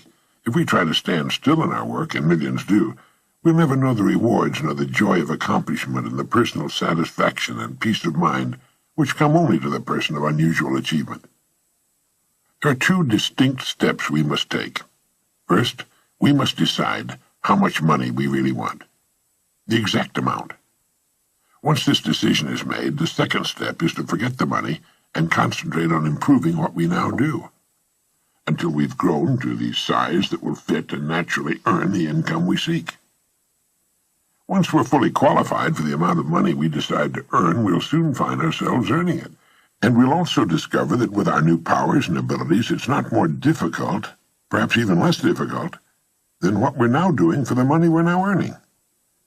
Ask yourself, how much money am I perfectly willing to earn, realizing that the amount I earn will be in exact proportion to my skills, the demand for what I do, and the difficulty of replacing me? There are really three amounts of money people should decide upon. One, the yearly income we want to earn now or in the near future, the amount of money we want to have in a savings and or investment account, and the amount of money we want as a retirement income, whether we ever retire from active work or not. Now, it's here that most people make a very serious mistake. They never decide on any of these three amounts of money.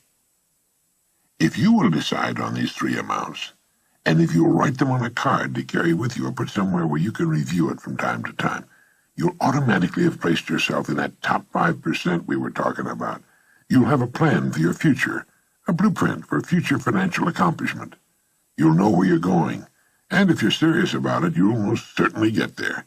You see, the trouble with people is not in achieving their goals. They can do that all right. It's in not setting goals that people get in trouble. They leave it to chance and find out sooner or later, and to their sorrow, that chance doesn't work, that they've missed the boat. It's estimated that only 5% decide on the money they'll earn and then grow as persons into the size of the incomes they seek. They thus take their lives, their fortunes, and their futures into their own hands, as they should, and accomplish their goals right on schedule all the years of their lives. You can do the same thing, and you can do it starting right now. There are two kinds of people where money's concerned. There's the majority, who cut back on their wants to fit their incomes, and there are those free spirits in the minority who make their incomes fit their wants. Now, which is best for you? You've got to decide that. Ben Franklin gave us the secret to wealth. He said, the road to wealth lies in augmenting our means or diminishing our wants. Either will do, but the quickest way to wealth is to do both at the same time. When you write down the yearly income you mean to earn, you no doubt know whether or not it's average for the work you're in, or above average. The chances are good that the figure you will decide upon will be above average, perhaps quite a bit above average. That's good. Now ask yourself, who in my line of work is now earning that kind of money? If you know, you'll have a good idea of what you have to do in order to earn it. This is exactly how men and women move from the ranks into positions of top authority with corresponding incomes. Now, I have no way of knowing your line of business, but regardless of the business you're in, it needs new leaders, men and women, to come up in the years ahead. Everything is expanding, getting larger, and with the increase in size and scope, the most desperate need is for the dedicated, able person who can learn to lead the field, and to lead others as well. Some of the top executives in the nation today were once accountants, shipping clerks, struggling lawyers, service station attendants, salespeople in the field, sales clerks, mailroom clerks, stenographers, mechanics. You can't think of a position from which people have not climbed to the top. Now understand what I'm going to say, and it'll bring you and yours everything you want. It's not the job, it's the person. It's not your present circumstances which count, but the circumstances you make up your mind to achieve that are important. The only limit on your income is you. And the income you decide upon can be achieved within the framework of your present work, industry, or profession, where you already have a start and a place. If not there, it can be found somewhere else. All you need is the plan, the roadmap, and the courage to press on to your destination, knowing in advance that there will be problems and setbacks, but knowing also that nothing on earth can stand in the way of a plan backed by persistence and determination. With the income written down that you intend to earn, spend a part of each day thinking of ways in which you can increase your service, knowing that you have only to manage this, and the income will take care of itself. Since the money you want to earn is more than you're now receiving, your part of the bargain is to find ways of increasing your service until the gap has been bridged, and more than bridged. Look at your card with the 3 amounts written on it. By setting a financial goal, you're demonstrating faith. You'll find that you'll begin to become what others call lucky. You'll begin to get good hunches and ideas. You'll take far more interest in everything about your work and your company. You'll see opportunities in your work and environment you've never noticed before. In fact, you'll soon discover you're no longer the same person. You'll care less about how others are doing their jobs and concern yourself more with the manner in which you do yours. By your example, you'll inspire others to do their jobs better. Have faith in yourself and the quiet, firm inner knowledge that you can and will accomplish your goals. Know that the answers you seek will come to you in their own time if you only keep looking for them. Above all, realize that money cannot be sought directly. Money, like happiness, is an effect. It's the result of a cause, and the cause is valuable service. Keep money in its proper place. It's a servant, nothing more. It's a tool with which we can live better, see more of the world, and give our youngsters the education they need and a good start in life. It's the means to a happy, carefree retirement in later years. Money is necessary to modern life, but keep it in its place. You need only so much food to enjoy good health. You really need only so much money to live comfortably, securely, and well. Too much emphasis on money reverses the whole picture. You then become the servant, and the money the master. As someone once put it, it's good to have money and the things money can buy, but it's good, too, to check up once in a while and make sure that you haven't lost the things that money can't buy. Every person should know happiness in his or her work and home, and prosperity. These things can and should be yours. Play this message as often as you can during the next week. Fix your plans firmly in your mind and relax. Keep cool and calm. Be as serene as you possibly can be. You have nothing to worry about. Right now you may have no idea at all how the additional income you seek is going to come to you, nor how you're going to save the amount you want in a savings account, or how you can possibly arrange for the retirement income you've decided upon. That isn't important. Remember that the only really important thing is that you know what you want. If you do, you will become, you must become, what you think about. Be realistic about your financial goals, for as you reach them, you can then set higher goals. Trying to jump too far too soon can often result in confusion, tension, worry. Take your growth in sensible, logical steps, remembering that the big thing is that you know what you want, and that you realize your rewards will match your service. That is, that you must devise ways and means of actually becoming the person who is worth the amount of money you've established for yourself. Now, a person may be worth more than he or she is getting for a while, but the two will match up. They have to. In fact, unless a person is worth more than he or she is receiving, well, they can't move ahead. They're receiving all they're worth. And it all gets back to the great law that controls everything in the universe, cause and effect. The cause must precede the effect, or the effect cannot occur. This is why people who try to get something for nothing are only fooling themselves and earning the disillusionment and frustration they must one day reap. You can have what you want. You need only make up your mind.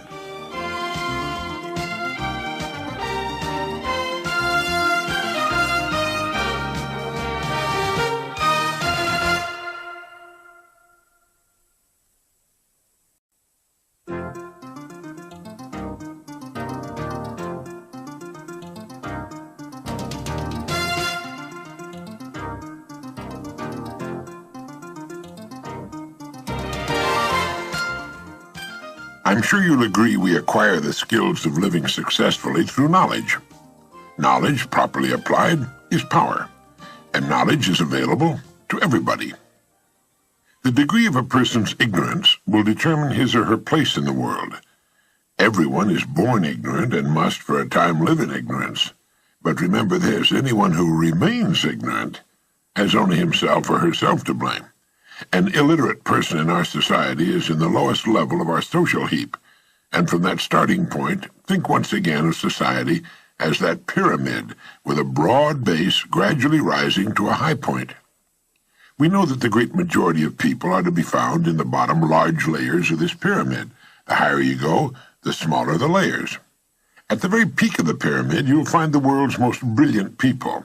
We may not have the native equipment to reach the topmost pinnacle, perhaps, although we certainly might, but we do control where we will live between the very top and the very bottom.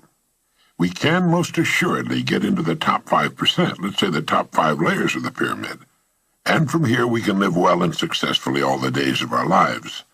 It isn't that we want to be over anyone, it's just having the ambition and good sense to not settle for anything less, to want to live the best we can. Remember, the higher you climb on a pyramid, the farther you can see, the fresher the air, and the less crowded it becomes. Another rewarding thing about climbing is that as we climb, we help most of those associated with us to climb too. One of the most important ladders leading to the top is knowledge. The more we know, the higher we can move. But where does a person begin? No one person can know everything. In fact, our store of knowledge is growing far too fast for anyone to keep up with it. It's like walking into the Library of Congress with its millions of volumes and trying to decide which single book to read first, knowing that even if you lived 1,000 years, you couldn't read them all. Well, fortunately, the answer to this perplexing problem is known. A person should begin with the study of his language, and then to his general area of interest. 2 steps in that order that can move us right up there on the top of the pyramid. First, the language, in our case, English. Not enough people realize that it's our ability to use our language which will determine our place on the social pyramid, and which will also control, to a great extent, the amount of money we will earn during our lives. A person may dress in the latest fashion and present a very attractive appearance, so far so good, but the minute he or she opens his or her mouth and begins to speak, he or she proclaims to the world his or her level on our pyramid. Shaw's play Pygmalion, later adapted into the musical comedy My Fair Lady, is an extreme example of what I'm talking about. Our use of the language is the one thing we cannot hide. Many years ago, the graduating class of a large university was given an examination in English vocabulary. The test scores were graded into groups of 5% each, the top 5% and so on to the bottom. At regular intervals during the next 20 years, questionnaires were sent to the surviving graduates, asking them their occupations, incomes, and so on.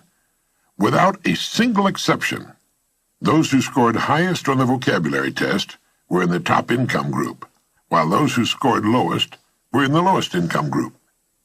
Reader's Digest published an article by Blake Clark entitled "Words Can Work Wonders for You." In it, he wrote, "Tests of more than 350,000 persons from all walks of life show that more often than any other measurable characteristic, knowledge of the exact meanings of a large number of words accompanies outstanding success." End of quote. He also mentioned the work done in this field by scientist Johnson O'Connor and gave O'Connor's best illustration of the importance of vocabulary. Tests were given to executive and supervisory personnel in 39 large manufacturing plants. The results showed that every one of the men tested rated high in the basic aptitudes that go with leadership. Differences in their vocabulary ratings, however, were definite and dramatic. Presidents and vice presidents averaged 236 out of a possible 272 points. Managers averaged 168, superintendents 140, foremen 114, floor bosses 86. In virtually every case, vocabulary correlated with executive level and income. Children with the best vocabularies get the best grades in school. A salesman in his 50s who was in the bottom 5% in vocabulary worked himself into the top 45%, and is now vice president of his firm. An encouraging fact to keep in mind, Clark went on to say, is that when we master one word, we find that we've added several others. It's as if the new one is a nucleus of thought around which whirl numerous related ideas that we now come to understand. Deliberately learning 10 new words, we pick up probably 90 more, almost without realizing it. You see, understanding our language is the key to studying and learning everything else. Literally millions of people are being held back in life simply because they've never taken the time to learn their own language. Let's face it, from the earliest times, the favored class of people has always been the educated class. They can make themselves recognized instantly anywhere by the simple expedient of speaking a few words. Our language, more than anything else, determines the extent of our knowledge. You see, everything in all the vast storehouse of knowledge has a name, a label. These names, these words, make up the language. The more words we know and can properly use, the more knowledge we have. Of this you can be sure. A person's knowledge and his language go together. It's almost impossible for one to be larger than the other. Before we move to the second point, which is knowledge in your field of general interest, make it a point to acquire books that will help you improve your vocabulary. You'll find them valuable additions to your library and an enormous help in your career. In addition to vocabulary, effective English usage is important. This entails learning the parts of speech, what they mean, how they should be used to construct sentences. This, too, is a reflection of your present knowledge. Right now, mentally rate yourself on your use of the language. Would you say your rating would be excellent, good, fair, or poor? If you rated yourself excellent, you're in the top 1/10 of 1% of the population. If you said good, you're definitely in the top 5%. If you rated yourself fair, get a good book on English at your bookstore and study it. And if you rated yourself as poor, take a home study or night course in English. Many excellent courses are available. Impress on your youngsters the importance of knowing their language, the importance of speech. More people speak English now than any other language on the planet, with the possible exception of Chinese. English literature, from Chaucer to Eliot, from Shakespeare to Hemingway, is the richest and most extensive on earth. So when you're studying English, you're studying one of the world's greatest and most interesting subjects. If you think you don't have time to study, listen to what Louis Shores has to say about this. He said, each of us must find his own 15-minute period each day for reading. It's better if it's regular. The only requirement is the will to read. With it, you can find 15 minutes no matter how busy the day. That means you'll read half a book a week, 2 books a month, 20 a year, and 1,000 in a reading lifetime. It's an easy way to become well-read, and it takes just 15 minutes a day. Now let's get to our second area of study, our general interest. Everyone has something in which he or she is interested more than in other subjects. This is true of the salesperson, doctor, architect, executive, or student.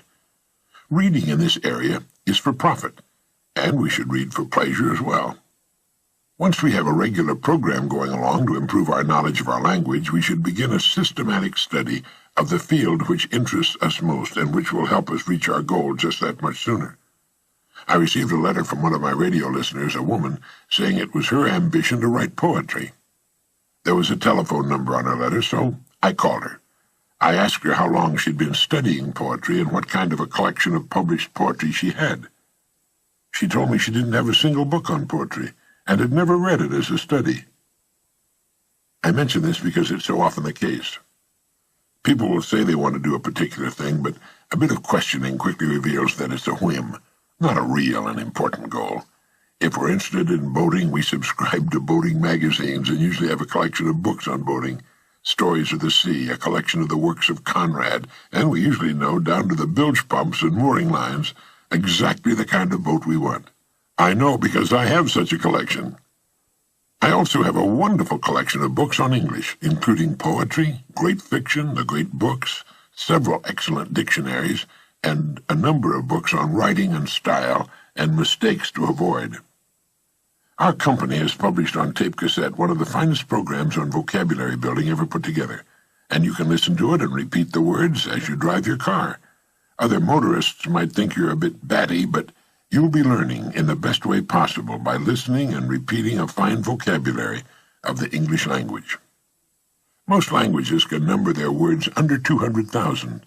The English language has more than 600,000 and is still growing every day.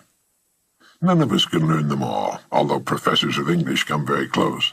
Incidentally, the number 2 person in the country in the use of his language is the corporation president, and that's no accident. Our ability to translate our thoughts and ideas into words in a powerful and effective way is inextricably linked to our growth in the world of business or any other organization. In addition to English, each of us should have a good working knowledge of world history, and especially the history of our own country and the history of the idea of human freedom. Millions of Americans don't know how truly fortunate they are to be able to openly criticize their government and its leaders, to be able to bring suit against public officials, to call an attorney of their choice in case of arrest and be judged by a jury of their peers. Did you know that as far as is known, there has never been a sentence of innocent in a Soviet court? If you go to trial in Russia, believe me, you're guilty, and you're going to prison or a work camp. In hundreds of countries, you could be subjected to torture without recourse. My wife and I were talking to a couple in South Africa some years ago, a white couple, and they said to us with feeling, "My God, when the plane lands in the United States, you can smell the freedom." Most Americans, believe it or not, don't know anything about the idea of personal liberty, nor how difficult it was to come by, nor how precious it is, nor do they have the foggiest notion of their true options and opportunities. I think a good personal library is essential. It should contain good books and a dozen or so excellent tape cassette programs. The tape cassette is the greatest idea for learning since the invention of the printing press. It's effortless, yet so effective. When you listen to the human voice, you're learning the way you learned most of what you know. It's the most natural way to learn. And while a book is often read only once, tape cassettes can be listened to over and over again, months and years later. And perhaps most importantly, they can be listened to while doing other things, while dressing in the morning, while driving the car, while having a snack or at the dinner table, so that the entire family can soak up some information. Those without a good library, and they don't even build bookshelves in American homes anymore, unless they're specified by an architect, they're seriously handicapped. They miss so much of the fun, the joy of learning the things we want to learn. Books and cassettes are not an expense item. They're an investment, and as far as we know, the best investment on earth. They pay us dividends out of all proportion to their small cost, and not just in pleasure and knowledge, but in cash, in income. As someone has written, books extend our narrow present back into the limitless past. They show us the mistakes of the men and women before us, and share with us recipes for human success. There's nothing to be done which books, and let me add tape cassettes, will not help us do much better. To try to live without constantly expanding our knowledge is to close our eyes not just to the whole purpose of life, but to the facts of life as well. Never before has the world moved so rapidly as it's moving today. We must make up our minds to move with it, to stay up with it, to grow and prosper with it, or just fall by the wayside. Not just because it's the best way to our goals, but because it's the way to really enjoy living, as the skillful sailor enjoys the sea. So often a person will live in the shallows from force of habit, or because those around him are wasting their time without realizing that only a thin screen of reeds separates him from the fine, deep ocean beyond. He or she can sail to any chosen port, if the time has been taken and the effort expended to build a good boat. Now let me make an important point. The person who knows where he or she is going and who's made up his or her mind to get there is going to make the grade regardless of education. If an education is necessary to the accomplishment of the goal, well, he or she will get it. Nothing in the world can take the place of persistence and determination. I think it's important to succeed in every department of our lives, and becoming well-educated is one of the most vital. What good is a large material success if a person has remained too ignorant to enjoy it or to administer it? Now let's recap. Knowledge is power. The more our knowledge, the more power we can exercise over our lives and our futures. Think of human society as a pyramid composed of layers beginning with the broad base and narrowing to a pinnacle at the top. Pick the place on the pyramid you're going to shoot for and start climbing. Since there's far too much knowledge for any one person to assimilate, where can we start? First, with our language, and next, with our general area of interest, two subjects which can keep us growing and interested for the rest of our lives. Remember that our language is the one thing we cannot hide except by silence. Let's bring it up to the point where it can do the job for us we want it to do. To a surprising extent, our ability to use our language and the extent of our vocabulary will determine our income and our future. Use our excellent cassette programs in vocabulary building, and spend at least 15 minutes every day reading something, not only interesting, but calculated to stretch your mind a little more. Remember that a mind stretched by a new idea can never again return to its original dimensions. It's estimated that the average person adds only 5 new words a year to his or her vocabulary. That's not nearly enough for this day and age. We should add that many a week. Many popular magazines publish features which will help you in this area. And finally, realize that graduating from school is just the beginning, the commencement of our days and years of learning. For with wisdom will come kindness and patience, love, understanding, and success as a person. It's never too late to begin.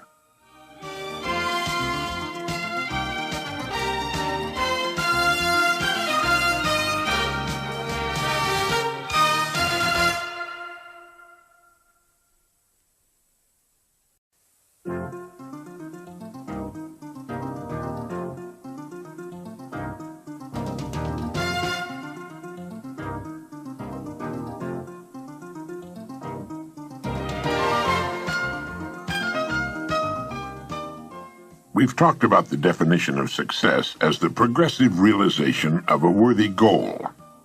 The purpose of this message is to tell you of a wonderful way to keep realizing, to keep achieving your goals one after another in the years ahead. A goal sometimes seems so far off and our progress often appears to be so painfully slow that we have a tendency to lose heart. It sometimes seems we'll never make the grade, and we come close to falling back into old habits which, while they may be comfortable now, lead to nowhere. Well, there's a way to beat this. It's been used successfully by many of the world's most successful people, and it's been advocated by many of the greatest thinkers. It's to live successfully one day at a time. A lifetime is comprised of days, strung together into weeks, months, and years. Let's reduce it to the lowest common denominator, a single day, and then still further to each task of that day. A successful life is nothing more than a lot of successful days put together. It's going to take so many days to reach your goal. If this goal is to be reached in a minimum of time, every day must count. Now think of a single day as a building block with which you're building the tower of your life. Just as a stonemason can put only one stone in place at a time, you can live only one day at a time. And it's the way in which these stones are placed which will determine the beauty, the strength of your tower. If each stone is successfully placed, the tower will be a success. If, on the other hand, they're put down in a hit-or-miss fashion, the whole tower is in danger. Now, this may seem to be a rather elementary way of looking at it, but I want to make it clear, and it's a good and logical way of looking at a human life. All right, then, let's take it one day at a time. From the time we wake up in the morning till we drop off to sleep that night, keeping our goal in mind as often as possible. Now, each day consists of a series of tasks of all kinds, and the success of a day depends upon the successful completion of most of these tasks. Now, if everything we do during the day is a success, that is, done in the best fashion of which we're capable, we can fall asleep that night in the comfortable knowledge that we've done our very best, that our day has been a success, that one more stone has been successfully put into place. Now, this is the way to really live. Do each day all that can be done that day. You don't need to overwork or to rush blindly into your work trying to do the greatest possible number of things in the shortest possible time. Don't try to do tomorrow's or next week's work today. It's not so much the number of things you do, but the quality, the efficiency of each separate action that counts. The quality of what you do. Gradually, you'll find yourself increasing the number of tasks and performing them all much more efficiently. To get the habit of success, and that's why successful people go from one success to another, because it's a habit with them, to get the habit of success, you need only to succeed in the small tasks of each day. This makes a successful day. Enough of these, and you have a successful week, month, year, and lifetime. This is why I say success is not a matter of luck. Far from it. It can be predicted and guaranteed, and anyone can achieve it by following this plan. Almost before you realize it, you'll have achieved your goal. In looking back, you'll realize that your success was not attributable to any one day, week, or month, but rather it was the consistent, unrelenting, successful succession of single days that turned the trick. This is the way a skyscraper, a home, or a human life is successfully built. One successful day at a time, and each day comprising a collection of successful tasks, one successful task at a time. In order to advance to the place you've chosen, two things are necessary. One, that you keep your eye on your goal, and two, that you continue to grow from the standpoint of competence and effectiveness. Don't get impatient. Don't let the hundreds of little distractions which each day try to get you off course bother you. Pay no attention to them. Shake them off and stay steadily on the track. Concentrate on each task of the day from morning to night, and do each as successfully as you can. Know full well that if each of your tasks is performed successfully, or at least the greater majority of them, your life has to be successful. There's no other answer. There's no way to avoid it. The men and women who are certain to advance are the ones who become too big for their jobs and who have a clear concept of what they want to be, who know what they can become, what they want to become, and who are determined to be what they want to be. Remind yourself at this time that people become exactly what they make up their minds to become. Are you too big for your present job? If it's obvious to you that you are, it's obvious to others. You know, people are not given promotions as a rule. They promote themselves by becoming too big for their jobs and by making up their minds exactly what bigger and better job or income they're shooting for. And this is done by taking one day at a time, one task at a time during each day. But how do we separate the important tasks from the unimportant? Did you ever hear of the single idea for which a man was paid $25,000, and it was worth every penny of it? The story goes that the president of a big steel company had granted an interview to an efficiency expert named Ivy Lee. Lee was telling his prospective client how he could help him do a better job of managing the company when the president broke in to say something to the effect that he wasn't at present managing as well as he knew how. He went on to tell Ivy Lee that what was needed wasn't more knowing, but a lot more doing. He said, "We know what we should be doing. Now, if you can show us a better way of getting it done, I'll listen to you and pay you anything within reason you ask." Well, Lee then said that he could give him something in 20 minutes that would increase his efficiency by at least 50%. He then handed the executive a blank sheet of paper and said, "Write down on this paper the 6 most important things you have to do tomorrow." Well, the executive thought about it and did as requested. It took him about 3 or 4 minutes. Then Lee said, "Now number those items in the order of their importance to you and to the company." Well, that took another 3 or 4 or 5 minutes, and then Lee said, "Now put the paper in your pocket, and the first thing tomorrow morning, take it out and look at item number 1. Don't look at the others, just number 1, and start working on it. And if you can, stay with it until it's completed. Then take item number 2 the same way, then number 3, and so on till you have to quit for the day. Don't worry if you've only finished 1 or 2, the others can wait. If you can't finish them all by this method, you could not have finished them with any other method. And without some system, you'd probably take 10 times as long to finish them, and might not even have them in the order of their importance." Do this every working day, Lee went on. After you've convinced yourself of the value of this system, have your men try it. Try it as long as you like, and then send me your check for whatever you think the idea is worth. The entire interview hadn't taken more than a half hour. In a few weeks, the story has it that the company president sent Ivy Lee a check for $25,000, with a letter saying the lesson was the most profitable, from a money standpoint, he'd ever learned in his life. and it was later said that in 5 years this was the plan that was largely responsible for turning what was then a little-known steel company into one of the biggest independent steel producers in the world.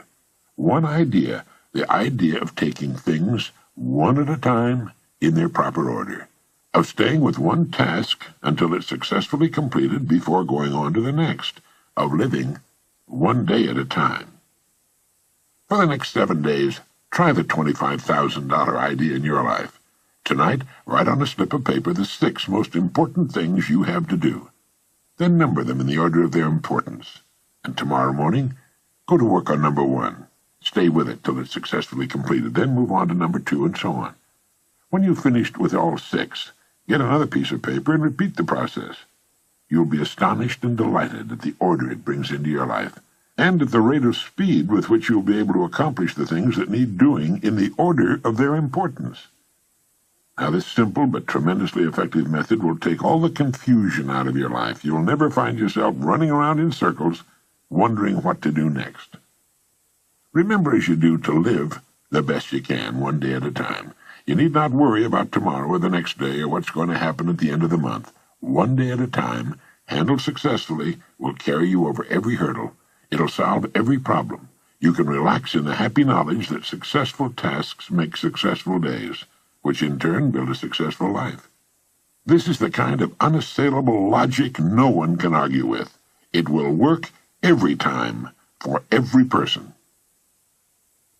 The reason for writing down what you consider only the most important things to do is obvious. Handling each task during the day successfully is important to the degree of the importance of the tasks themselves. Doing a lot of unnecessary things successfully can be pretty much of a waste of time. Make certain that the tasks you take the time to do efficiently are important tasks, tasks which move you ahead steadily toward your goal. So often youngsters in school worry about a passing grade. They think of all they'll have to do before the end of the school year. Following this course of action, they can stop worrying completely and count on excellent grades. Freshmen in high school and college are frequently plagued by doubts as to whether or not they'll be able to successfully complete the 4 years ahead and graduate. 4 years seem like such a long time to them, almost forever, and this thought sometimes leads to a sort of giving up, a fear of failure. It was the great Harvard teacher and psychologist William James who said, in effect, "Let not students worry about the success of their efforts. If they will do each day as best they can the work which is before them, they will wake up one day to find themselves among the competent people of their generation." Student, junior executive, homemaker, senior executive, or professional, this plan works for everybody. It removes doubt, fear, and worry, and brings order into our lives. All any of us needs to do is face each day as it comes in good cheer, knowing that we have only to succeed today to guarantee our future. In this way, we'll move steadily ahead, growing more competent, more confident with the passing of every day. Others may seem to suddenly shoot up faster and possibly fall much farther, and operate in spurts and fits, but it's to the steady that the rewards are eventually paid. St. Edmund of Canterbury was right when he said, "Work as though you would live forever, but live as though you would die tomorrow." Now try writing down the 6 most important things you have to do tomorrow. Then number them in the order of their importance. Really do this. First thing tomorrow morning, tackle number 1. Stay with it till it's completed. If something should force its delay, move on to number 2. But take them in order, and finish them in order as best you can. Try not to get sidetracked by people or things in successfully accomplishing each task of your day. Beside my typewriter, I have glued to the wall a great saying by Ernest Hemingway. He said, "Write as well as you can, and finish what you start." There's nothing mysterious or capricious about achieving outstanding success. It's completely within our individual control and is absolutely predictable. It's simply a matter of doing certain things a certain way every day, and that's all there is to it, as long as you've got that goal to work toward. There's no valid reason on earth why you should not become really successful in your field, your home life, and your community. Remember that everything in the entire limitless universe operates on the law of cause and effect. There are no exceptions to this. Nothing happens by accident. For every result, there's a cause. You have only to take care of the cause. The effect will always, without exception, take care of itself. Good cause, good effect. No cause, no effect. Bad cause, bad effect. It's as reliable as the rising of the sun. This business of living one day at a time the best we can has an almost unbelievable cumulative effect. For good, for success, and the things we want. Sometimes when we see a bricklayer starting on a building and putting the first brick in place, we're struck by the size of the job he has ahead of him. But one day, almost before we realize it, he's finished. All the thousands of bricks are in place, each one vital to the finished structure, each one sharing its portion of the load. And so should be the days of a human life, and we'll be proud and happy with the finished product.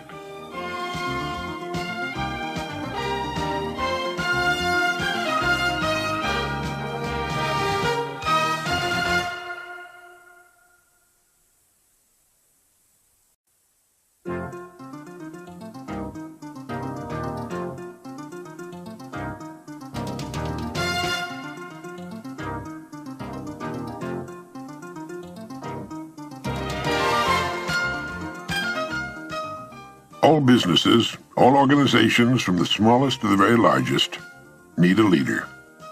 They have their committees, their echelons of command, and perhaps a widely dispersed group of semi-autonomous divisions.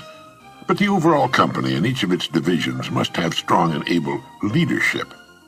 Contrary to popular belief, you do not raise morale in an organization. It filters down from the top. The attitudes of the people working in any organization will always reflect the attitude of the leader, and finally, this leader will always be found to be just one person. The man or woman on the white horse.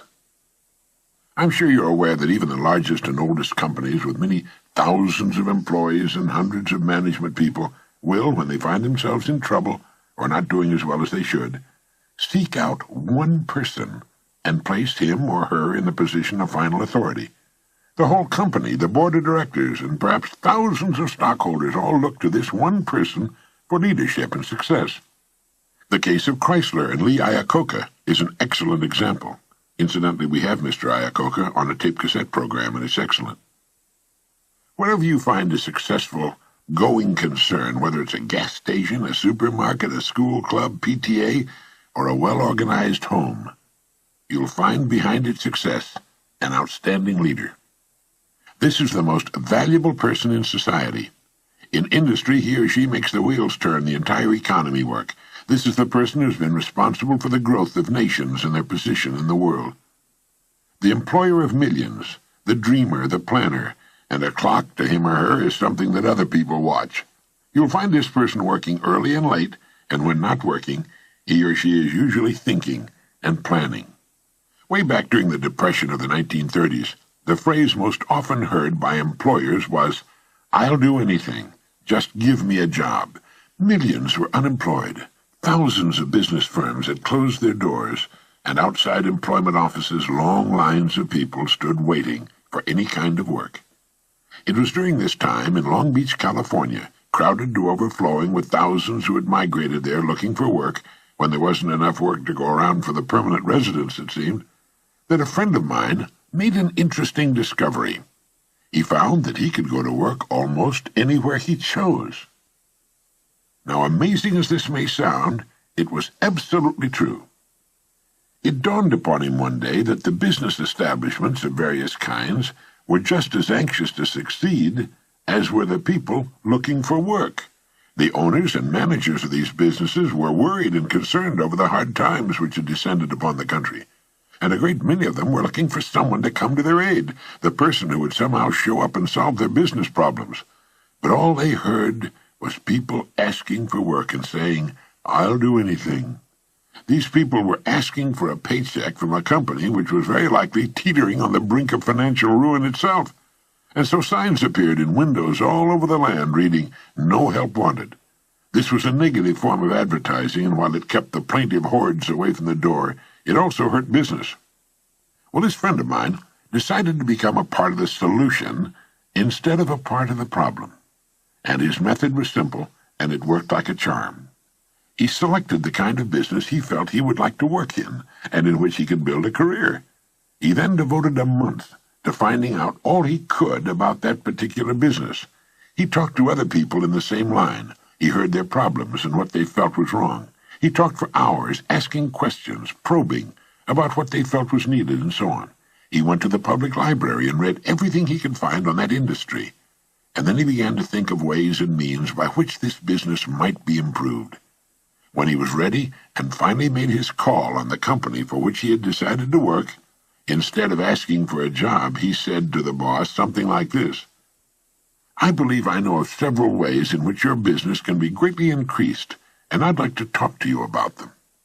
Well, here he was, selling the one thing on earth in which his prospect was most interested. The fact that he knew a good deal about the business now permitted him to talk intelligently. He took a positive attitude, expressed a willingness to pitch in and help put the business on a sound and profitable footing. And, of course, that's right, he got the job. Millions out of work and asking for jobs. But one man who found a way to be of help. What had he done? Well, first he had specialized. He had selected one line of work and decided that that was where his future would be.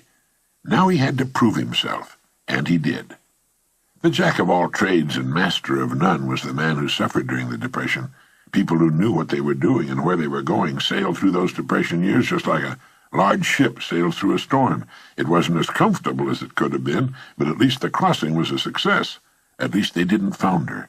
And thousands of businesses actually grew larger and prospered during the Depression. The best way for you to develop the security that lasts a lifetime is to become outstanding at one particular line of work. Look at it this way.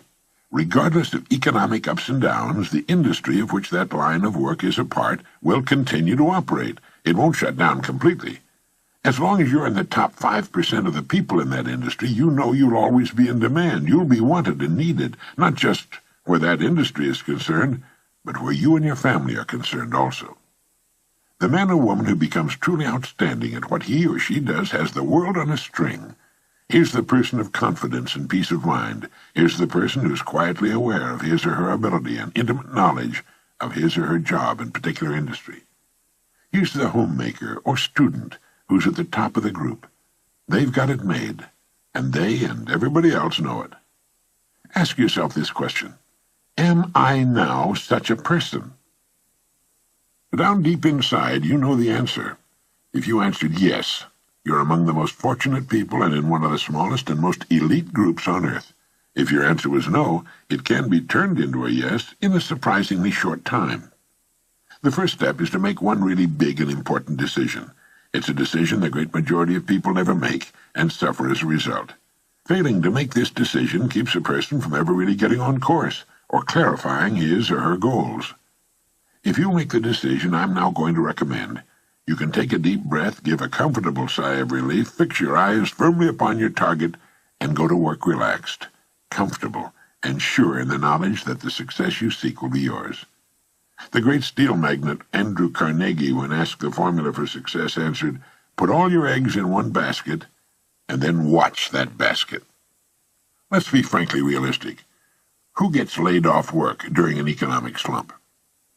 Well, what gets thrown over the side when a ship is in danger of going down? Everything not absolutely essential to the operation of the vessel and the safety of its passengers. And it's the same with a business or any other organization. It has to be that way. With a corporation, its main purpose is to remain in business forever. As long as it remains in business, it can provide a needed product or service, protect the investment of those who have faith in it, and provide jobs for those who are essential to its continuity of operation. It's the duty of management to protect the firm and the people who depend upon it, just as it's the captain's duty to do everything in his power to keep his ship sailing. All a person needs to do is make certain that he or she is a vital part of the business or organization. Those who insist on remaining spare gear, those who do no more than they must in order to squeak by, those who say, "I'm not going to do any more than I'm paid to do," must expect to be jettisoned when things get too rough for safety.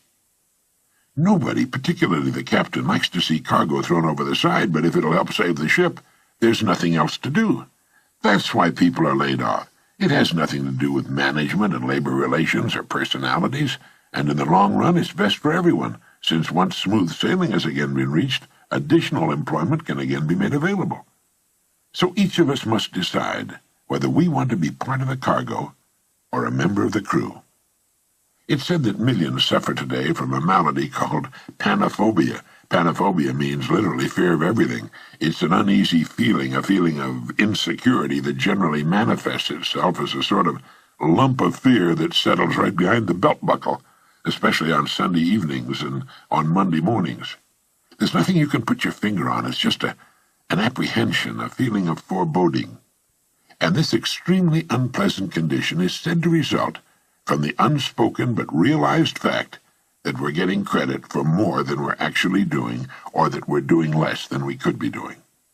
It's the perfectly natural and normal understanding deep within each of us that there's something basically wrong about getting praise that's not earned, or if you're an employee, being paid for something you're not doing as well as you possibly can. If we have panophobia, running doesn't do any good. We find it follows us on vacation and around the house and yard on weekends. It's inside us, and no matter how fast the jet we board or how exciting the television program we're watching, soon we're aware of it again. Now there's a simple cure for this malady. It's to throw ourselves not out of a window, but into activity, into our work. It's the decision to be worth more than we're being paid. Only in this way can we grow. It's overbalancing the scales in the service we give, knowing that our rewards must follow as a natural result. Anyone who will be honest with himself or herself realizes that he or she has been happiest and most satisfied after having successfully completed a difficult job. A leader is a person who can help and lead others. It's the conscientious mother who wants her children to grow up knowing the rules for success and happiness. It's the father who shows by example that any job worth doing is worth doing well. It's the student who studies to learn, not just to get a grade, who has a mind of his or her own and sets the pace for his or her fellow students. It's the farmer whose farm sets an example in his area, and the small businessman or woman whose business continues to grow and prosper with the passing years. It's the employee who has the good sense to realize that one gets most out of any job by giving loyalty and dedication to the firm that pays his or her wages. A leader is any person who realizes the importance of becoming a bigger and better person with the passing of every day, week, and month. A leader takes the responsibility of his or her own growth, a planner, a thinker, a doer. Each of us can become such a leader in our own area of activity. It's not difficult, and in the long run it's easier for us and on us than what at first may appear to be the easier of two courses. Simply fix your eye upon your goal, visualize it with every ounce of your being, enjoy the prospect of it, and courageously set out toward it. Maintain a cheerful, helpful attitude toward everyone. Why shouldn't you be cheerful, since you know you'll achieve everything you've set your heart upon? Become a kind of sponge for information which will help you on your way. You don't have to waste years making the mistakes others have made before. You'll be surprised at how quickly you'll reach your goal, but don't be impatient. Know and have faith that what should come to you will come to you in the right time. Everything in the world works on the side of the person who works with nature's laws. And above all, if you should forget everything else, remember that everything about you, everything you will ever have, know, experience in any way, operates as a result of law that is true and unchanging, the law of the stars and of the balance of the world.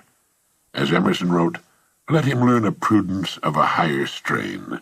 Let him learn that everything in nature, even dust and feathers, go by law and not by luck, and that what he sows, he reaps. Look about you. Take stock of your present situation, because it's nothing more nor less than the result of your past sowing. Are you happy with it? Is it what you want? Then you know what you must sow, today and tomorrow and the next day. And in the sowing, rest in the calm, serene, and cheerful certainty that having sown, you will then reap the rich results that come automatically, all the years of your life, the abundant harvest. Now this is Earl Nightingale reminding you that success as a human being in modern society does not come naturally. It requires the conscious utilization of ourselves in the service of others. We have our minds, our genetic possibilities, a certain amount of time, and our free will. We belong to the world minority that lives in a free society. We can become whatever we seriously make up our minds to become. That's possible because whatever we seriously decide to do is naturally linked to our genetic possibilities. A person with little or no aptitude for science will never decide to become a scientist. A naturally shy and retiring person will never apply for a job in sales, or if he does, he'll soon get out of it. Each of us has his or her own inner voice. Emerson referred to it as that iron string that vibrates within us. Each of us wants to succeed during our holiday on Earth, and each of us should. But we don't succeed in groups. We succeed or fail as individuals. The Lead the Field program you've heard on these tape cassettes contains the best basic information and the great ideas we need to reach whatever goal we seriously choose. Listen to these tapes often. You'll be astonished to discover how much you missed with your first and second listening. Now, there's a very good reason why this happens. As we listen to a message, an idea will catch our interest, and we concentrate on it for a few seconds or longer.